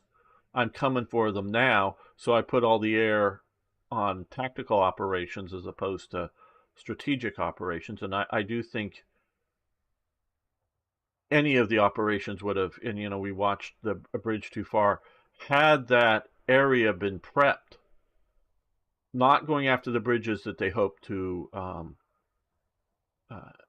use, but going after some of the railheads and other elements that they did use to bring up German reinforcements at the later stages of that battle, would have changed the outcome. And also a because you can much more tactical use, because you can use things like not the B-17 but the B-25 Mitchell as a tactical bomber. And had you had those guys at that bridge too far, the Brits there, calling in B-25 strikes, would have been very, very hard on the Dutch living in those nearby buildings. And I don't know. Well, what should have been done is just have a few aircraft, and not the aircraft bomber aircraft, going in with the paratroopers, doing a big leaflet campaign saying evacuate this city, with leaflets in Dutch, obviously, so that the people get out, and then use airstrikes. And it'd be hard on the people and hard on their homes, but might have saved that operation with enough. Obviously, you have to get the guys have to have radios that work. I mean, that's another issue there too, obviously. But if they did, it could have made that operation much different. I'm So, out, yeah. guys. Good night. Bye bye. Yeah, good night, everyone. We're going to be ending the stream here. No Slithering this next week. I'm going to be doing stuff more later in the month. A couple of streams almost next to each other. So be back next weekend. I'm not sure if I'm going to do Hearts of Iron or continue the Panzer Corps. Panzer Corps was a mild success, or some other game on Saturday, and we'll be back for War Thunder. So hope to see you all then. Thanks, everyone. Thanks, ZZ, Crispin, Arno, Dino, Niagro. Who am I forgetting? Jan, who's left. Zaza, whoever else I'm forgetting. Sorry. See you all next